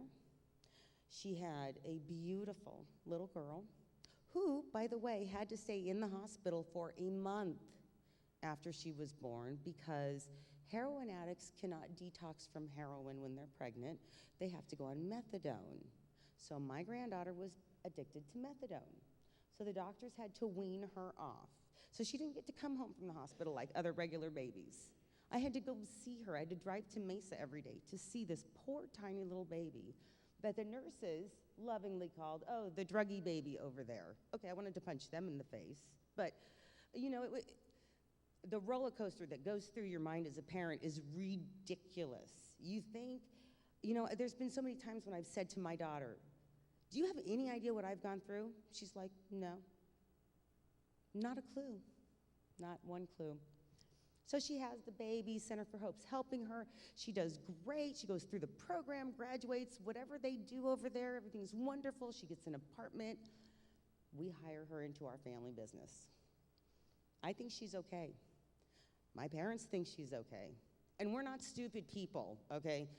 And now I've done some research and I know what's going on and I know a little bit. So, I've got, one eye open all the time. Everything seems fine, seems good. She's working, she's coming to work every day. She's been there since she was born. She knows everything about our business. She's amazed, you know what I mean? She's like, she knows everything about everything. And I'm thinking, we're great. My parents said, you know what, we're gonna get a new car and, our old car's not really worth anything, but I hate to see Sam get on the bus and come from Mesa with the baby and, oh my God, how nice is that? They give her the car, okay? Then, it's so far out in Mesa. What if we buy a little house, no big deal, and something that we could rent in case anything ever happened, not spend a lot of money, but kind of down here in downtown Phoenix, not in the real trendy area, but, so she's closer to work. Oh, great. So now April of this past year, she's got her little house. I think she was paying my parents $200 a month. Hello. She's working full time, not making $1 million, but making decent money. Thank goodness again to Community Bridges. The baby's going to daycare and she's on this great program, so it's like $77 a week. Yay. Everything seems to be great. Finally, okay, we're back on track, we're fine. By the way, Sam is now 23. Everything's fine. And then one day, one of my customers goes to use our ATM. It's not working. Okay, well, I don't know that much about it, so Mom, what's wrong with the ATM? She's like, I don't know. You know, we just put money in it, and we're, we don't pay that. It's all locked, and so I don't know. Well, she goes to look at it. It's empty. Oh my God. How in the world? Well, we have a security camera. This is the thing. An addict, she knows. She knows. I said to her, and I was so furious. And you know what? I was so furious with my mom because I thought Sam was okay. And I thought, my mom she's forgotten. She didn't put money when she should, whatever. This is not Sam's fault. Oh no, we pulled up the security footage. Guess what? 5 minutes after we left one night, she went back. I didn't even know where the key was. So how long had she been sneaking and conniving, and where does grandma make change? Where does grandma go when she has to do this? Where does grandpa keep this key? I don't even ever think that's even happening ever in my life, but it was. And so Sam's fired. I'm done. We can't do it anymore. So of course she loses all of her options with daycare. Everything, it's all gone. Now she's still in the house because my job as a mother is to turn everything off and put her in the street. It's a tough thing for a parent. I did ask her if she would sign my granddaughter over, temporary custody.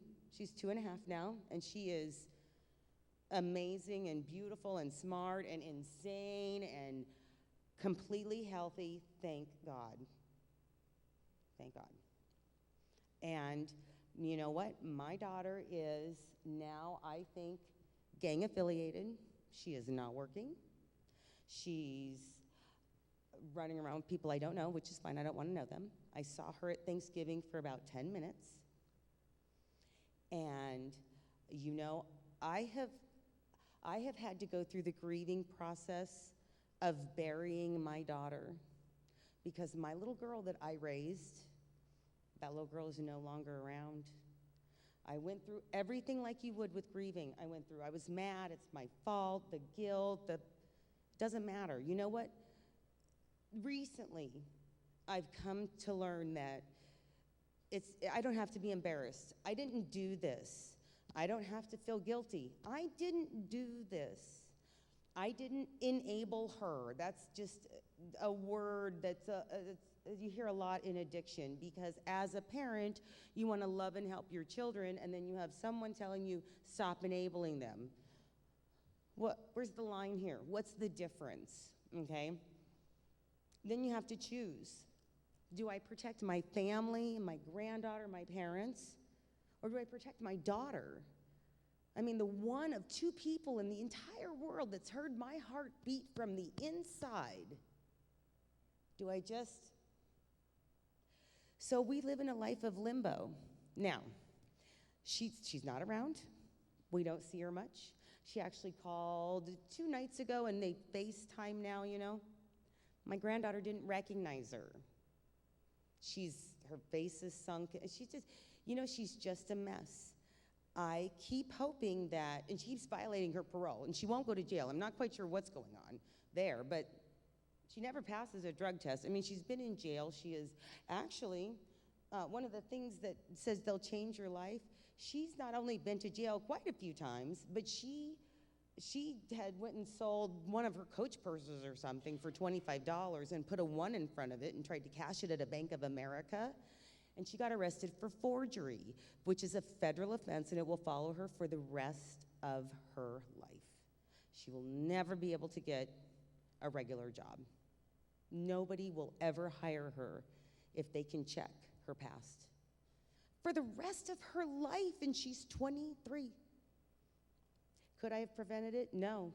Parents, please don't ever think, what did I do wrong? Because I got news for you. Kids don't come with books. We all know this. We wing it. We do the best we can. We lead what our parents do. All of my life I grew up thinking, oh my God, I'm never going to be my mother. Guess what? I am my mother. I am my mother. And you know what? She was right. I like who I've become. My daughter doesn't, but I do. I'm strong. You know, I used to smoke. This is kind of funny because as I'm learning about addicts, you know, and it's like you said, they're chasing, you know, I have a friend of mine who calls it chasing the dragon. You can never, you know, that after that first high, you can never reach that high again. I don't even understand that because, I don't know, I'm just one of those really lucky people, which makes this even a more difficult situation, that I can smoke, I can put them down and walk away. It doesn't matter. I don't have an addictive personality. I am so lucky. I smoked for a long time. I put them down one day, I was done. Never looked back. Never craved it, nothing. Just no big. So when they're saying you have to understand, it's like when you quit smoking. I'm like, okay, well, that wasn't a big deal for me. And I didn't drink. I mean, you know, like I said, I grew up at Tatum and Shea. I went to Chaparral High School, you know, the drug capital of Arizona, whatever. No, I kid about that. There were not drugs all over. It just wasn't like that. People smoked pot. It wasn't a big deal. People drank at keggers in the desert. It wasn't a big deal. Nobody, none of my friends. I haven't lost one friend to heroin, but I lost my daughter to her. Heroin right now is winning. Do I think my daughter will make it out of this? Honestly, I don't. I think she's going to end up dead. I hate to say that, but I have to prepare myself for that mentally, physically, and how in the world am I going to raise a 2-year-old? This is why women my age aren't supposed to get pregnant. God has it right. No. So, but I went through all of the, oh my God, what did I do? It's my fault. I think, why didn't I notice those first days when I had prescription Soma? But it was in the cabinet until my back once in a while. And once, you know, I went to go get it out. I went, oh, I must use it all. Threw it away and got a heat patch and off I went, not even thought about it. When the tinfoil, I'd go to get the tinfoil and it was gone, you know, it was gone, or there was weird pieces cut out of it. I was like, oh, what the heck's going on? Blah, blah, blah. Q-tips. You know, you buy a pack of Q-tips at Costco, it lasts you for like 10 years. Right? No, not in my house. Apparently I'm not 100% sure, okay, so I don't know, but apparently they filter the heroin when they melt it or to put it in the needle, I don't know. Rubbing alcohol, a normal thing. You gotta have that around to keep the needle clean because we're being careful here. That I never understood. Little things, my spoons, all of my spoons. Things that I didn't even think of. Like I said, movies gone. My little tiny little player, you know, you ride around the little, not DVD, but, you know, little thing. I lose it. My little iPod, whatever. I can't find it. I think, oh God, you know, I ride my bike to work. I wonder if it fell out and I'm stupid and oh, you know, bad me. No, it's all gone. No, actually, I did recover one thing that was very exciting. We had given her, when we thought Sam was well, we had given her a laptop. And I got the receipt for that right after all this stuff went down, and I had like 2 days that I could at least go get it out of the pawn shop for, I mean, she sold it to him for $60. It cost me $70 to get my laptop back. I had to buy it a second time. You know, it's things like that that kill you. And I didn't realize how cheap it was. You know the change, you know, you hold change, put it, it's not going up anymore, it's going down. There's so many signs that I missed. Please don't feel stupid. Don't ever feel like one little thing is just a little thing.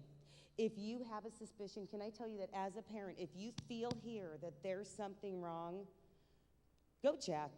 It is your right. No one can tell you that it is none of your business. You don't have a right to you have to respect their privacy. You have to respect. She has, like he said, no feelings for me, for her baby, for the people that she's known all her life, that one thing she looks for every day is how to get high. And we are all paying for it. So It's not your fault. Don't feel bad. Protect yourself. I'm finally strong enough now where, I mean, you know, it would have been real easy for me to just lose it because, let's face it, my husband had died, and blah, blah, blah, blah, blah, my daughter's on heroin. I mean, there's a lot of excuses. Stop it. I think society needs to be more responsible for themselves. I think it's too easy to say, well, I was abused as a child, so this is what happened. You know, that's terrible, and it's awful. But you have to be strong enough in your own mind to get over that, to get past that. We've made it this far. Why can't they without drugs? Because like he said, one time and they're addicted, and it's the most important thing in their whole lives, and there's no way to understand it. So I'm hopeful. Matt gave me a little bit of hope because, like I said, I don't think my daughter's going to make it out. The last time she was in jail, she wanted to stay. She was hoping, she said, I can't stop, Mom. Maybe if I go to prison, I'll clean up. But no, they let her go. They don't have room in jail. So I am still one of those very hopeful parents, but I'm also, at this point, realistic. So I've got my life set up with me and my granddaughter and what I'm going to do, and then hope for the best, but prepare for the worst. So like I said, parents, it's not your fault. Nothing is your fault. You didn't do anything wrong. And if you ever need anyone to talk to a friend. You wouldn't believe what a huge problem this is. It's scary what I have just what I've found out lately. So anyway, you know, I just wish everybody the best of luck. I thank you so much for inviting me to speak here. It's nice to finally get it off my chest. So thank you all very, very much.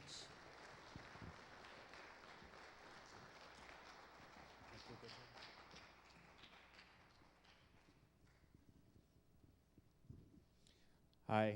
Thanks, Matt and Deb, for your great personal stories. That really hits home. A little bit about me. I'm Officer Barella. Obviously, I work for the Peoria Police Department. I've been an officer for or in law enforcement for about 14 years now. I started as a probation officer in South Phoenix. From there, I worked for the Mesa Police Department for about 5 years, and now I've been with the Peoria Police Department now for about 8 years with a little stint on a multi-agency task force through DPS. I've had the opportunity to work basically all over the valley. Through my 14 years, I've seen drug trends go different ways. Crack cocaine in South Phoenix, the methamphetamine issue, and now we're seeing the heroin. Also, I am a drug recognition expert, along with Officer Roscoe. We're going to go over some signs and symptoms of heroin use, narcotics use, but before that, this is Officer Roscoe. My name is Officer Roscoe. I've been a police officer for a little over 8 years now, both with the Phoenix Police Department as well as the Peoria Police Department. I'm also a state-certified DRE, and basically DREs are considered drug recognition experts. We go through advanced training on recognizing and impairing drugs such as heroin, methamphetamine, and that stuff, and our main objective as DREs is to take the drug-impaired driver off the roadways. That's why they had us come and speak to you guys a little about the signs and symptoms that you should be looking for and maybe see.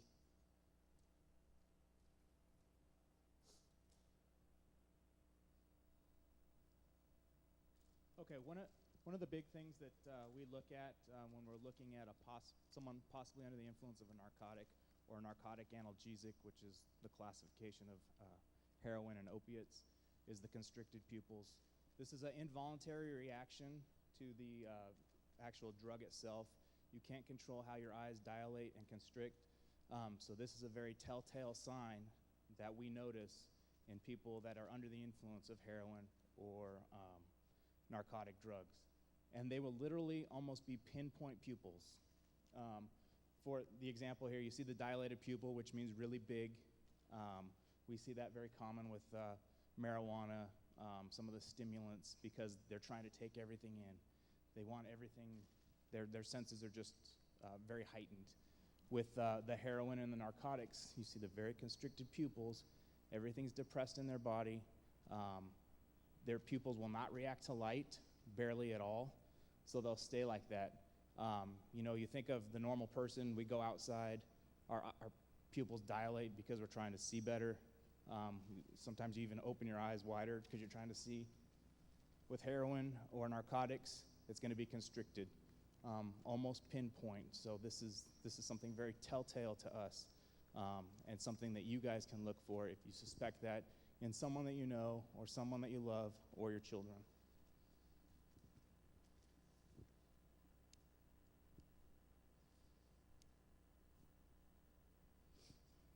It's also going to, like he was saying, it's going to reduce everything in your body. Your pulse is going to be low, you're going to be cold, and the blood pressure is going to drop significantly. Normal is 120 to 140. You're going to see it down in the 90s, in the 60s. They're going to be really low. Your body temperature is going to drop. They're going to be in the low 90s. And this is droopy eyes. Basically, they're going to look like they're overly tired all the time. It doesn't matter if they just slept 14 hours, 15 hours, they're going to look like they're exhausted.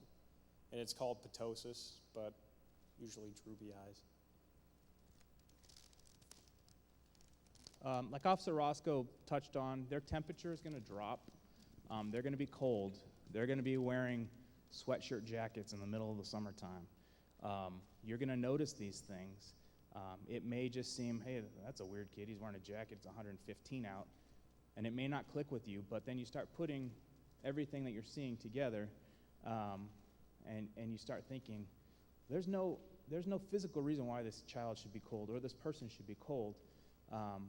But now we have this narcotic on board that drops the body temperature, it drops everything, drops the blood pressure, so that this is something very common we see. They'll be shivering, they'll have goosebumps. It's 110 outside, they have goosebumps because they're cold. So that's things that we key on when we suspect narcotics involved, and it's something that you guys, it should raise a flag when you see that stuff going on, that, hey, maybe something more is going on than them just being cold because it's not cold outside. This is a very telltale sign as well, like Matthew touched on. When they don't get their way with their typical manipulative ways, they become very aggressive. Doesn't matter who it's towards, like he was saying, towards family members, towards anybody that they feel is getting in the way of their fix. So this is also a sign. Okay, Matt gave a great description of abscesses and issues that occur when you're injecting intravenous drugs into your body. These are the kind of things that we see on a daily basis or when we deal with these drug users. The ones on the bottom are less obvious. They're actually more obvious than some that we see. But you can see the marks on their arm. It'll look like bruising. It'll follow the veins. The one in handcuffs here, you see just on the inside of their wrists. It almost looks like lines that you may have been drawn on there, and they follow the exact vein. Now the pictures on the top are from an arrest that we actually had here in Peoria. I did an evaluation on this kid. He had long sleeve shirt on, and part of the evaluation is we look for track marks. He didn't want to roll up his sleeves. He didn't want to show me that, and I asked him why, and he said because he's embarrassed. So when he did, this is what I see. I see abscesses, pus oozing. He obviously has an issue, and he's to the point where, like Matt was talking about, that nothing was going to stop him from getting his fix, whether it's these oozing pussy sores that he has from injecting heroin into his body or anything else. Nothing was going to stop him. Just to go a little further, this guy had sores on his face. I mean, sores everywhere you could possibly think of, just from that toxic drug being in his body.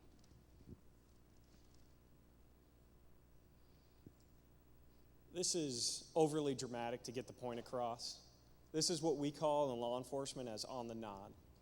They basically, after they get their high, they go right into this. It's just a very calm state for them.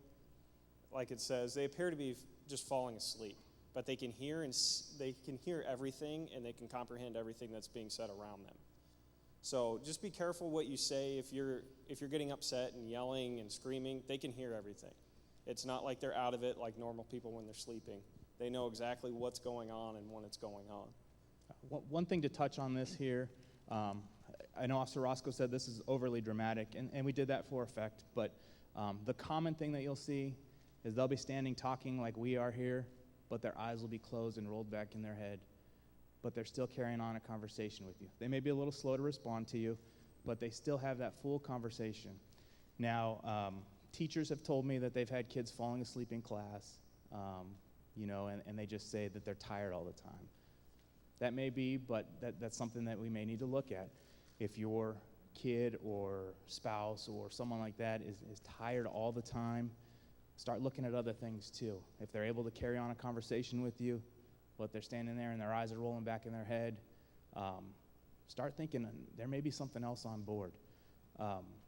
One of the exams that we do in our drug recognition exams is take someone into a dark room and we look at their pupils and see how they react to light and stuff.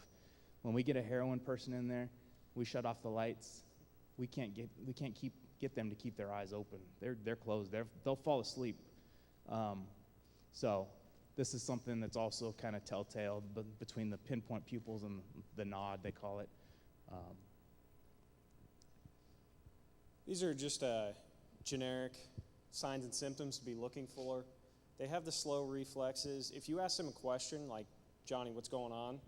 You can almost count 1001, 1002, 1003, and they'll be like, nothing. That's how depressed everything in their body is and how long it takes to process other than normal speed. The slow and deliberate movement, the inability to concentrate, the slow breathing, and the cool to the touch. Once you get to the bottom ones, the slow breathing, the skin cool to the touch, possible vomiting, now you're starting to look into overdose.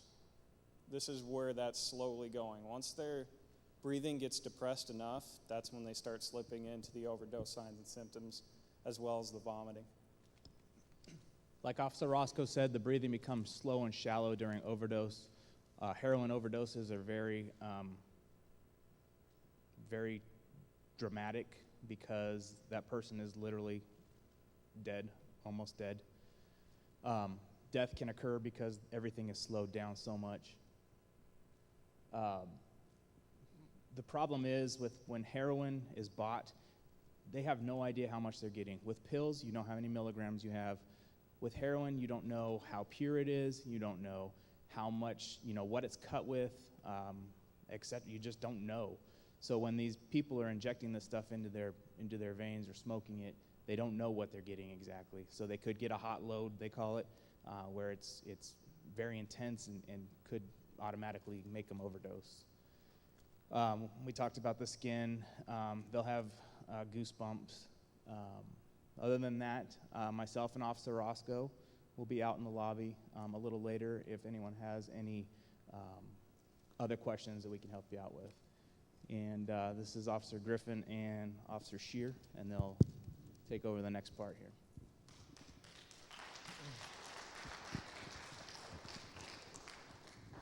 Hi, I'm Officer Pat Shear. I've been with the Peoria Police Department for 26 years now, and this is probably the first trend that's really stopped me in my tracks. One night, myself and another officer that's a part of this started talking about the heroin issues we were having, and we realized the last 7 calls we had been on were all heroin related. So that's why we kind of jumped into doing something like this. There's been a lot of good information out here tonight. In fact, some of the people sharing information, there was so much that it took a little more time. So we're going to kind of step up our part a little bit to get you guys out of here. I know you can only take so much information, no matter how good it is. But if we could go on to the next slide. What we want to talk about are things you as parents or grandparents, family members, concerned friends, if you love somebody, start looking for these when you start noticing if you start noticing some changes in people. Generally, it's going to be around when in their, what we've noticed is in the late teens. I know that's a time when you would normally see other changes in people. You know, kids are growing up. You're going to see changes of attitude or change of friends, interest, family participation, personal hygiene, change of sleep patterns, clothing style, a change of grades or work ethic. Now, that doesn't automatically mean, okay, my kid's, you know, using drugs or heroin in particular, but these are things, clues that you might want to look for. I mean, we all go through changes when we're growing up, but if you start noticing more and more changes, start looking for some of these things that we're going to be showing you here. I put this on here, a stitch in time saves 9. And if you don't know what that means, a saying by Ben Franklin, it's when you notice a problem, take action then, because if you put it off, you're going to spend a whole lot more time trying to take care of the same problem. And from listening to the parent and the recovering addict himself, if somebody had stepped in maybe or noticed some of the clues before they ever really got addicted, the chances would have been much greater than they are now or how long they had to go through it. I'm a Detective Griffin, Peoria Police Department. I've been a police officer for 10 years, the last 8 years here in Peoria, and specifically our drug unit for the last 5 years. As Officer Shearer was saying, if somebody would have stepped in earlier on in their situations, then it may have not got that bad. So what we want to drive home right now is some of the indicators and the clues that you're going to hopefully not encounter, but if you do, get them early on, notice them, acknowledge them, and take action on them when you start seeing stuff like this. As they had already talked about, smoking the heroin off the aluminum foil. If your child has that aluminum foil, the Reynolds wrap in their room, in their backpack, in their car, they don't need it. They're not at a barbecue, they're not baking potatoes. In 26 years, I've pulled over thousands and thousands of cars, and until this last year or two, I've never once seen a kid with a roll of tinfoil in the back of his car. But not less than a mile from here, I had 3 vehicles pulled over at the up on Bell Road. Each one of them in the trunk of their car had a roll of tinfoil. Well, lo and behold, I looked a little further, and it's all heroin related. If your kid has tinfoil in their room, your kid has tinfoil in their car, and it's not wrapped around a sandwich, or you don't know how that tinfoil got there, look a little further. And it's not always going to be just laid out flat like this for you to see the lines. They'll be crunched up in little balls as well, thrown under the bed, in the backpacks, anywhere you can find them. You see them, start looking deeper. You're going to see other things out there. Get it when it's early.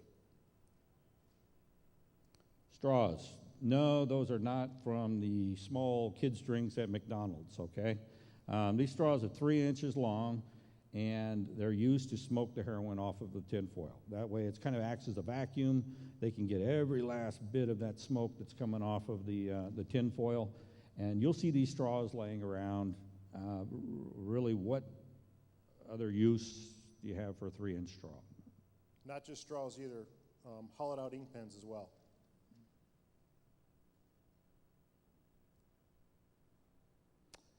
Butane torches. Okay, if you smoke, sure, you might have a big lighter, but who needs a wind-resistant flame concentrated torch? Maybe somebody who does a little welding or something. You'll see a lot of these kind of torches. They're ideal. They can concentrate when they're smoking, and for some reason, we just see them, tons of them. Spoons. I think he had in his notes, you start seeing the spoons disappear out of the drawer. You have more forks than you do spoons. Start looking for those spoons, asking about them. If you see them, again, in the bedrooms, in the cars, in the backpacks, places other than the kitchen, it's going to be a clue that you're going to look deeper. The residue on the spoon is indicative of the heroin use. I hate to say it, but if you get to the point where you're missing a lot of spoons, you're fighting an uphill battle now, because now it's gone from smoking to shooting it, and by then I think you would know. Scales, start seeing scales around. That means they're weighing it. If they're having to weigh their drug, they're probably selling it. So they've increased it to another step. But these are just some of the things that you're going to see. You may see their friend with some of this stuff. But if you see any of these things, that's a clue to you. There's something needs to be done. And at that point, if you see something that you don't recognize, you can't figure out what it is, I'll tell you, 98% it's drug related. And if you have any questions about it, you call any member of the Peoria Police Department. We'll take a look at it and we'll tell you exactly what you're dealing with.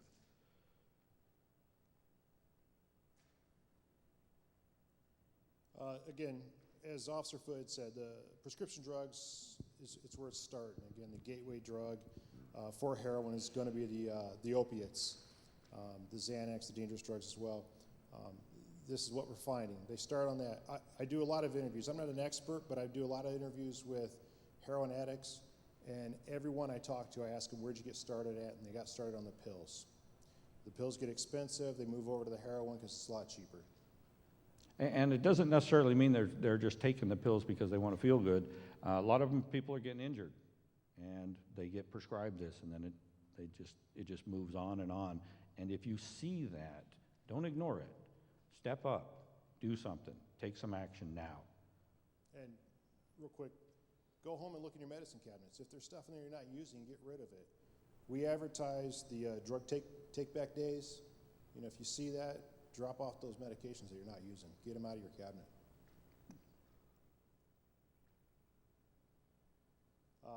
Right here, what we're seeing is 3 different forms of heroin. These are the 2 we're seeing in Arizona. You have white powder, commonly... China white, which is on the East Coast. China white. East Coast, the China white heroin is on the East Coast. The black tar is what we've seen a lot of here for years, and even more now is the brown powder. Same thing, same drug, same effect, just in a different form. Something I wanted to point out, this is the only slide that you've seen during our part of the presentation that was not seized from somebody here in Peoria, less than 3 miles from here, and less than 6 months ago. Every one of those pictures, except this one, were pictures that I took off of cases that I was working. Packaging material. These are the different stages here, so you got to kind of follow it around of what's inside that. Well, do you want to highlight on that? Because that's your picture. Oh, well. It's balloons wrapped, or the foil with the cellophane and the heroin. And the reason it's in a balloon is because if the cops show up, usually somebody that's dealing out on the street, they'll have a mouthful of them. Cops show up, they swallow them. They recover them later, but they can just swallow them. And how are we going to find it? You know, we'd have to. And he's been around a lot longer, so he saw a lot more of the balloons. I don't see a lot of the balloons now, but when I was in the prisons, we saw a lot of the balloons. What you're going to see is the baggies up here, the seals. I'll pick up a lot of heroin in the seals up there, or even magazine pages that have been ripped out, folded into little squares, bindles. They'll just stick it in there, fold them up, and sell it that way. So what patrol will see a lot, you pull a car over, you walk up on the passenger side floor, you'll see these little pieces of magazine squares that are opened up and just sitting on the floor. To the untrained eye, you just recognize it and dismiss it. You don't notice that it's actually drug paraphernalia that at one time contained the drugs.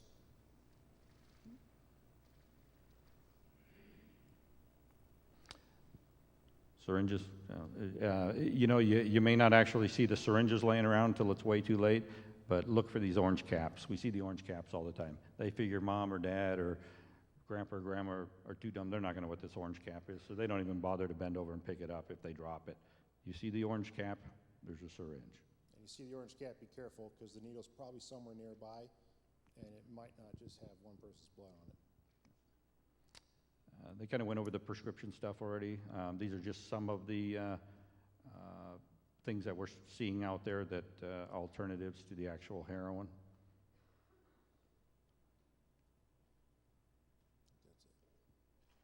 I think that's it for us.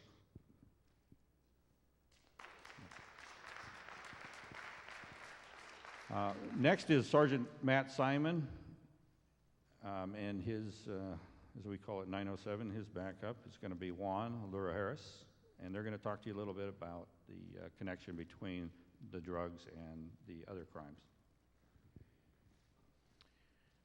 Officer Allura Harris is actually going to be presenting this next segment. To conserve some time, any questions you may have, I'll be walking around picking them up, and we will follow up with that at a later time and date. So if you have any questions, please use that 3x5 card, write it down the question, hold it over your head, and I'll pick it up. Thank you.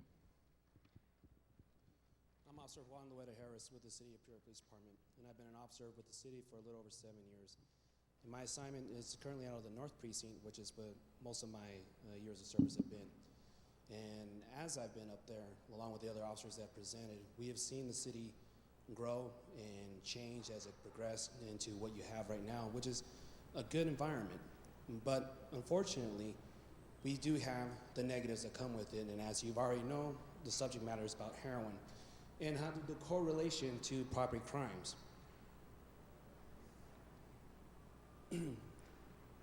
National trends, just as these statements right here, there's actually quite a bit out there, and I'm going to mention a few other ones that are not listed.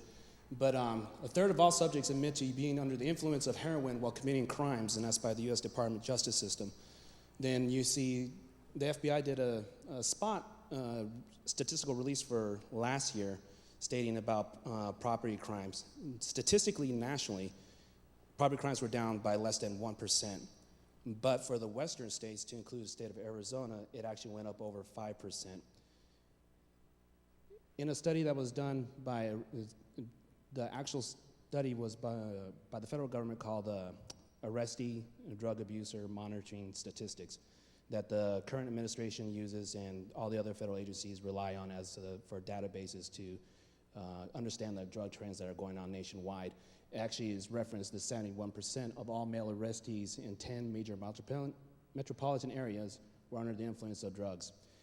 That study, which is well over 170 pages, actually went on to ask more clearly defined questions that a lot of studies refuse to do or lack the wherewithal to have.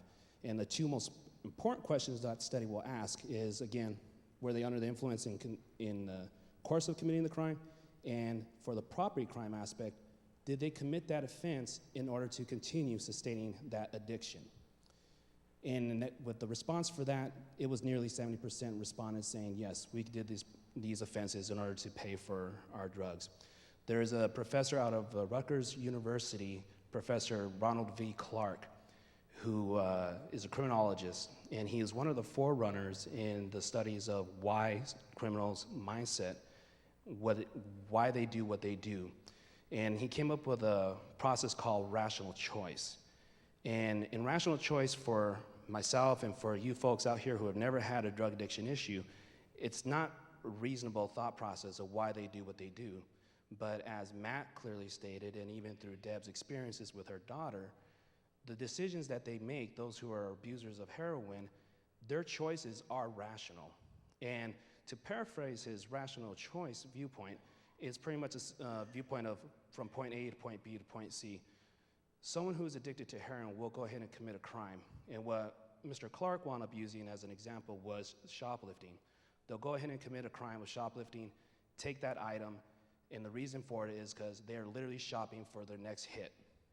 They take that item, go ahead and sell it through different venues, whether they pawn it, trade it in for drugs itself, sell it online, or take it to a fence or a swap meet, any way they can go ahead to get that money.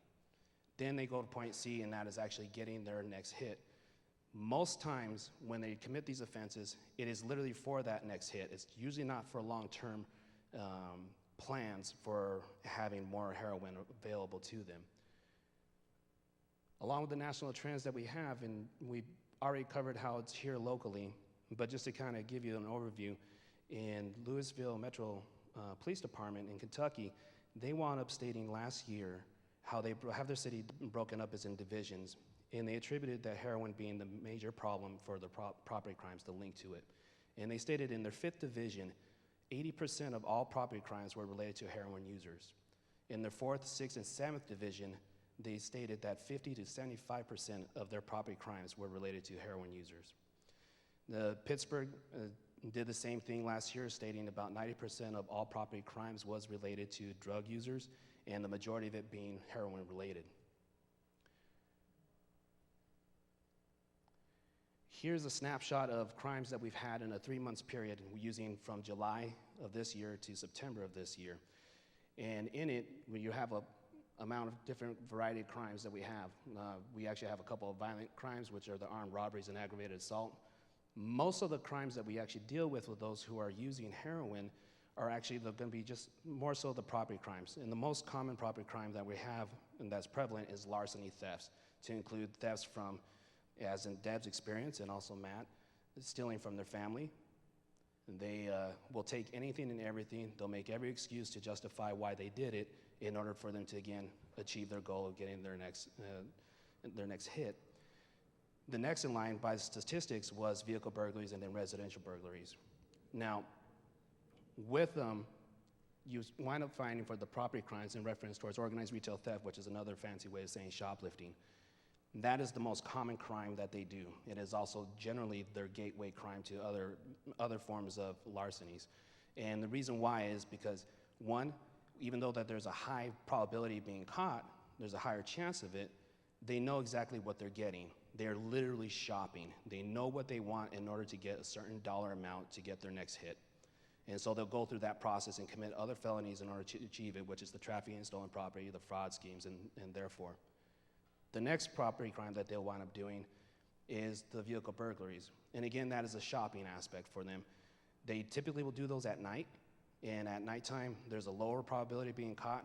But again, the variable now is they're not exactly guaranteed what they're gonna have as a return for that action. So they're gonna go look at vehicles. They're gonna see if they can find anything that stands out there. And unfortunately, we have citizens that will leave valuables there, whether it be computers, their wallets, their purse, monies, firearms, anything that they can get as a value. They would prefer not to break into a vehicle, but they'll do it in order to get to what they're looking for. If they see a bag in there, it's kind of a grab bag. They don't know what they're getting, but they're hoping for the best. Then you have the residential burglaries, which those are going to be done generally during the daytime hours when most of you are not home. In the general time range, it's going to be 10 to 2 in the afternoon. And again, they would rather not force entry in, but if they have to, they'll do so. Again, probability of being caught at that time is greatly diminished because in all neighborhoods, most people are not there during daylight hours. You guys are in school, you're at work, you're doing something else. And so again, unless you have a security system or you do not leave your house unlocked, it can happen. And if it happens, now they don't know what they're gonna get. That's why your house is gonna get ransacked. That's why they're gonna go through everything to try to find that one item, at least that one item that can make a profit off of it in order to get another hit. So with these particular crimes, some of these that I've actually worked on, and some of the officers in here have actually been involved in as well. Every single one of these crimes that you see here, from the organized retail theft to the residential burglaries, the aggravated assault that we had prior, every single one of these are actual suspects that were arrested, and they are residents of the city of Peoria. When I was going through the review of all the cases that we were going to present as examples, it came across to being about 75% of the cases I reviewed were all residents of the city of Peoria, and the other 25 are obviously from the neighboring cities. And this is a snapshot again of what our drug arrests are, drug violations, and our property offenses. And again, through the months of July, August, and September. That's only 3 months' time, and this is only for the northern side of the city, as were those reports that you saw. From Bell Road north, these are ours. This doesn't factor in the south side. And to give you kind of a look at what it really actually looks like, this is a map that's based off of our Command Central database that we use, and we use it for a variety of information gathering for our command staff and our law enforcement officers who actually patrol the road. In it, we are able to go ahead and pick out specific crimes or a cluster of crimes, dates and times, and to try to figure out trends. And since I don't have a laser pointer, I'm gonna walk over here real quick. The red icons that you see are the drug arrests. All the black ones, they're various ones. They're either gonna be vehicle burglaries, residential burglaries, thefts, larcenies of shopliftings. And when you look at them, from right here, you got Bell Road and Union Hills. You see this whole cluster right here. Typically, those are areas that we have known heroin arrestees. In fact, all these drug arrests are heroin related. These neighborhoods where you see the little clusters, that even as you go further north, even though there's not as big, you're noticing that there's drug arrests that are in correlation to those property crimes that are occurring. They will go ahead and commit these offenses against their families, as we already stated. They will do it to their neighbors. They'll do it to the perfect strangers. They'll do it close by. Do they spread out? Yeah, they do. But they're going to want to be closer to the areas that they want to be at.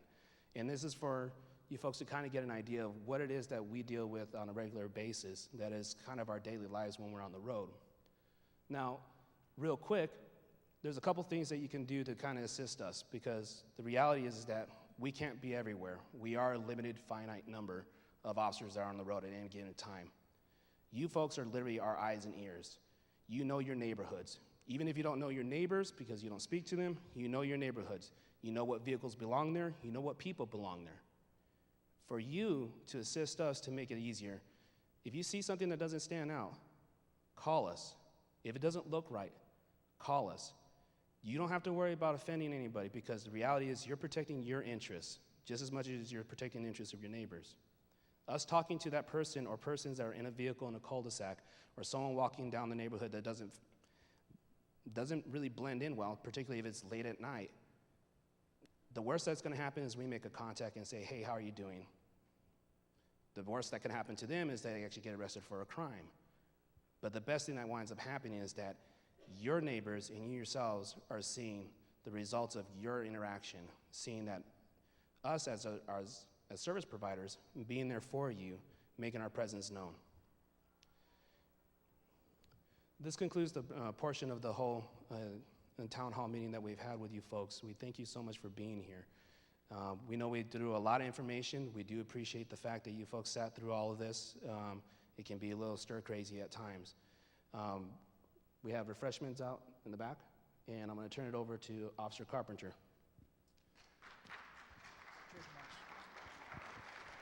All right, well, you made it through it. It's not quite 90 minutes. Apologies, but we had so much great information, we'll make sure you got it all. So if you hung in there, we've got rewards for you, cookies and sodas and waters out there.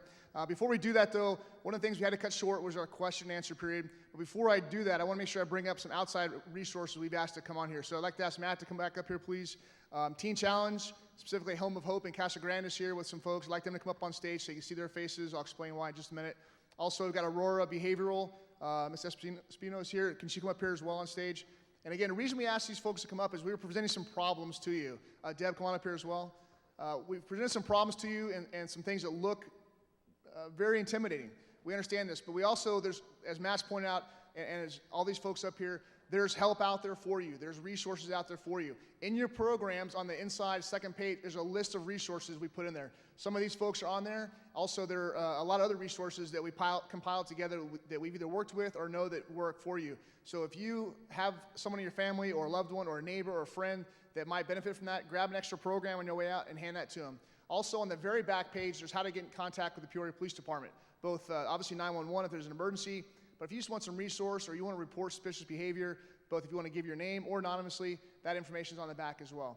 So I do want to thank our guests for being here. Again, I'm sorry to cut the question and answer portion short, but they will also be outside in tables. Teen Challenge has a table outside along with Aurora. I've asked Ms. Easley and Mr. Smith to stick around as well to answer any questions in case you have anything personal. I know it's late. I appreciate everybody hanging in there. I know it's been a long day, but this is well worth it. We're going to present them with some plaques to say thank you for coming here. But again, please give them a round of applause for their participation. All right, there we go. Oh, wrong one. We're going to go over here. I didn't know that you there were we go. presenting all of us. Yes, Thank ma'am. you. Got some more here. So. Oh, that was nice. I know we get a chance to talk, but at least you get a plaque out of waiting around for us. Okay, so we appreciate that. To the officers and our command staff that supported this, again, fantastic. This has been videotaped, so if you have someone that might be of interest to you later that would be benefit from this, please let them know as well. Yes, and Teen Challenge. Thank you guys for being here. Again, sorry for the Q&A, but we'll hopefully get you in the lobby and get some folks answering questions. So at this point, I'd like to conclude our meeting. Thank you very much for coming. Please grab a cookie because we can't eat them all. It gets messy on our uniforms. And grab a soda and ask some questions if you have any. Thank you very much.